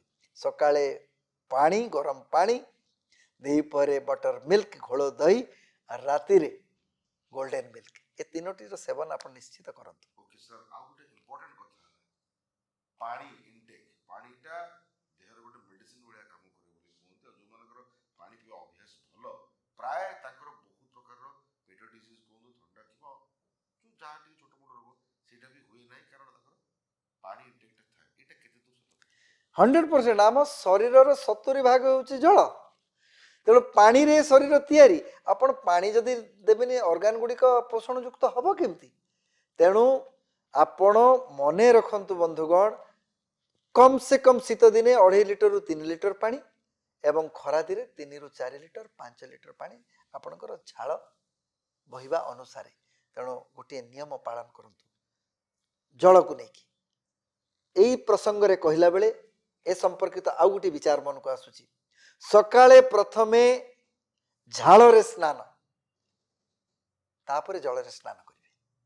ସକାଳୁ ଝାଳରେ ସ୍ନାନ, ଆପଣ ଦୌଡ଼ନ୍ତୁ, ଆପଣ ଚାଲନ୍ତୁ, ବ୍ରିସ୍କ ୱାର୍କିଂ କରନ୍ତୁ, ସୂର୍ଯ୍ୟ ନମସ୍କାର କରନ୍ତୁ ଯାହା କରନ୍ତୁ, ଝାଳ ଗୋଟେ ପରେ ତ ଲଥପଥ ହେଇଯାଆନ୍ତୁ। ଆଜିକାଲି ଜୁମ୍ବା ହଁ ଯା ଜୁମ୍ବା କରନ୍ତୁ, ଜୁମ୍ବା ବି ମୁଁ କରିକି ଆପଣଙ୍କୁ ଡ୍ରିଲ୍ ଯୋଉ ସ୍କୁଲରେ ଆମେ ଏମିତି କରିଥିବା ସେ ତାକୁ ବି ଆପଣ କରନ୍ତୁ 50 100 ଥର, ଯାହା କରନ୍ତୁ, କିନ୍ତୁ ଝାଳ ବହିବା ଦରକାର। ତେଣୁ ରାତି 10ଟା ଭିତରେ ଶୁଅନ୍ତୁ, ଭୋଜନ ତ ସରିଲା, ରାତି 10ଟା ଭିତରେ ଶୁଅନ୍ତୁ, ସକାଳ 4ଟାରେ ଉଠନ୍ତୁ। ଦିନକ ପାଇଁ ଆପଣ ରୋଗୀ ହେବେ ନାହିଁ କି ଦିନକ ପାଇଁ ଆପଣଙ୍କୁ ଡାକ୍ତରଖାନା ଯିବାକୁ ପଡ଼ିବ ନାହିଁ। ଏ ମୁଁ କହୁନାହିଁ, ଏହା ଋଷି ପରମ୍ପରା କହୁଛି। ଋଷିମାନେ ଏଇଭଳି ଦିନଚର୍ଯ୍ୟାକୁ ଆପଣେଇଥିଲେ ବୋଲି ଶହ ଶହ ବର୍ଷ ବଞ୍ଚୁଥିଲେ। 100% ଗ୍ୟାରେଣ୍ଟେଡ। ମୁଣ୍ଡରୁ ଗୋଡ଼ ଯାଏ ମୁଁ ଦେଖିଲେ ବି ଜାଣିପାରୁଛି କି ସିରିୟସଲି ଆପଣ କେତେ ନିଜ ଉପରେ କାମକୁ କେତେ ଫୋକସ୍ ଅଛନ୍ତି। ଏବଂ ଆଜି ଏଇ ଯେଉଁ ଚର୍ଚ୍ଚା ହେଲା, ଏଇ ଡିସ୍କସନ୍ ହେଲା ଆୟୁର୍ବେଦକୁ ନେଇକି, ଯୋଗକୁ ନେଇକି, ଖାଇବାକୁ ନେଇକି, ଆଣ୍ଡ ଆମ ଘରେ ଯେଉଁ ଜିନିଷ ଅଛି ତାକୁ ନେଇକି, ମୋତେ ଲାଗୁଛି ବହୁତ ଜଣଙ୍କ ଲାଇଫ୍ର ଧୁନ୍ ନିଶ୍ଚୟ ବଦଳିବ। ଆଉ ବହୁତ ଜଣ ନିଜ ଲାଇଫଷ୍ଟାଇଲକୁ ଚେଞ୍ଜ କରିବେ, ଖାଇବା ଷ୍ଟାଇଲକୁ ଚେଞ୍ଜ କରିବେ, ଯୋଗକୁ ନିଶ୍ଚୟ ଆପଣେଇବେ ଏବଂ ଆୟୁର୍ବେଦିକ ମଧ୍ୟ ଆହୁରି ସେମାନେ ସମ୍ମାନ ଦେବେ, ଆହୁରି ତାକୁ ଆପଣେଇବେ ବୋଲି ମୋର ଆଶା ରହିଛି। ଆଣ୍ଡ ଆଜି ସ୍ପେଶାଲ ପଡକାଷ୍ଟ ସିଧା ଜବାବରେ ଯିଏ ଆମର ଅତିଥି ଥିଲେ, ଆପଣମାନେ ଶୁଣିଲେ ତାଙ୍କୁ ବଢ଼ିଆ ବଢ଼ିଆ କଥା ସବୁ କହିଲେ। ଆଣ୍ଡ ଲାଷ୍ଟ ଆପଣ ବୁଝିପାରୁଥିବେ ମୁଁ କାହିଁକି କହିଥିଲି କି ଆପଣଙ୍କୁ ହସ୍ପିଟାଲ ଯିବାକୁ ପଡ଼ିବନି କି ମେଡ଼ିସିନ ଷ୍ଟୋର ଯିବାକୁ ପଡ଼ିବନି, ଲାଇଫ୍ ଟାଇମ୍ ଆପଣ ରହିବେ ନିରୋଗୀ ଯଦି ସାର୍ ଯେଉଁ କଥା ଗୁଡ଼ିକ କହିଲେ ଆୟୁର୍ବେଦକୁ ନେଇକି, ଯୋଗକୁ ନେଇକି, ଖାଇବାକୁ ନେଇକି, ଆମ ଡେଲି ଲାଇଫକୁ ନେଇକି, ତାକୁ ଯଦି ଆପଣ ପ୍ରପରଲି ମେଣ୍ଟେନ୍ କରୁଛନ୍ତି। ମୁଁ ତ ନିଶ୍ଚୟ 100% ଟ୍ରାଏ କରିବି ଯେ ସାର୍ଙ୍କର କଥା ମାନିବା ପାଇଁ ଏବଂ ସେଇ ହିସାବରେ କାମ କରିବା ପାଇଁ। ତ ବହୁତ ବହୁତ ଧନ୍ୟବାଦ ସାର୍ ଆପଣଙ୍କୁ ଆମର ଏଇ ସ୍ପେଶାଲ ପଡକାଷ୍ଟଟା ସିଧା ଜବାବ ପରିବାର ତରଫରୁ। ଆପଣ ଦୀର୍ଘାୟୁ ହୁଅନ୍ତୁ ଆଉ ଏମିତି ହ୍ୟାଣ୍ଡସମ୍ ଡ୍ୟାସିଂ ରହୁଥାନ୍ତୁ, ହସୁଥାନ୍ତୁ। ରହିଲେ ସାର୍, ବହୁତ ବହୁତ ଧନ୍ୟବାଦ। ଆସନ୍ତୁ, ଯୋଗ କରିବା, ସୁସ୍ଥ ରହିବା, ଯୋଗ କରିବା, ସୁସ୍ଥ ରହିବା। ଆଉ ଦେଖିବା ସ୍ପେଶାଲ ପଡକାଷ୍ଟ ସିଧା ଜବାବ।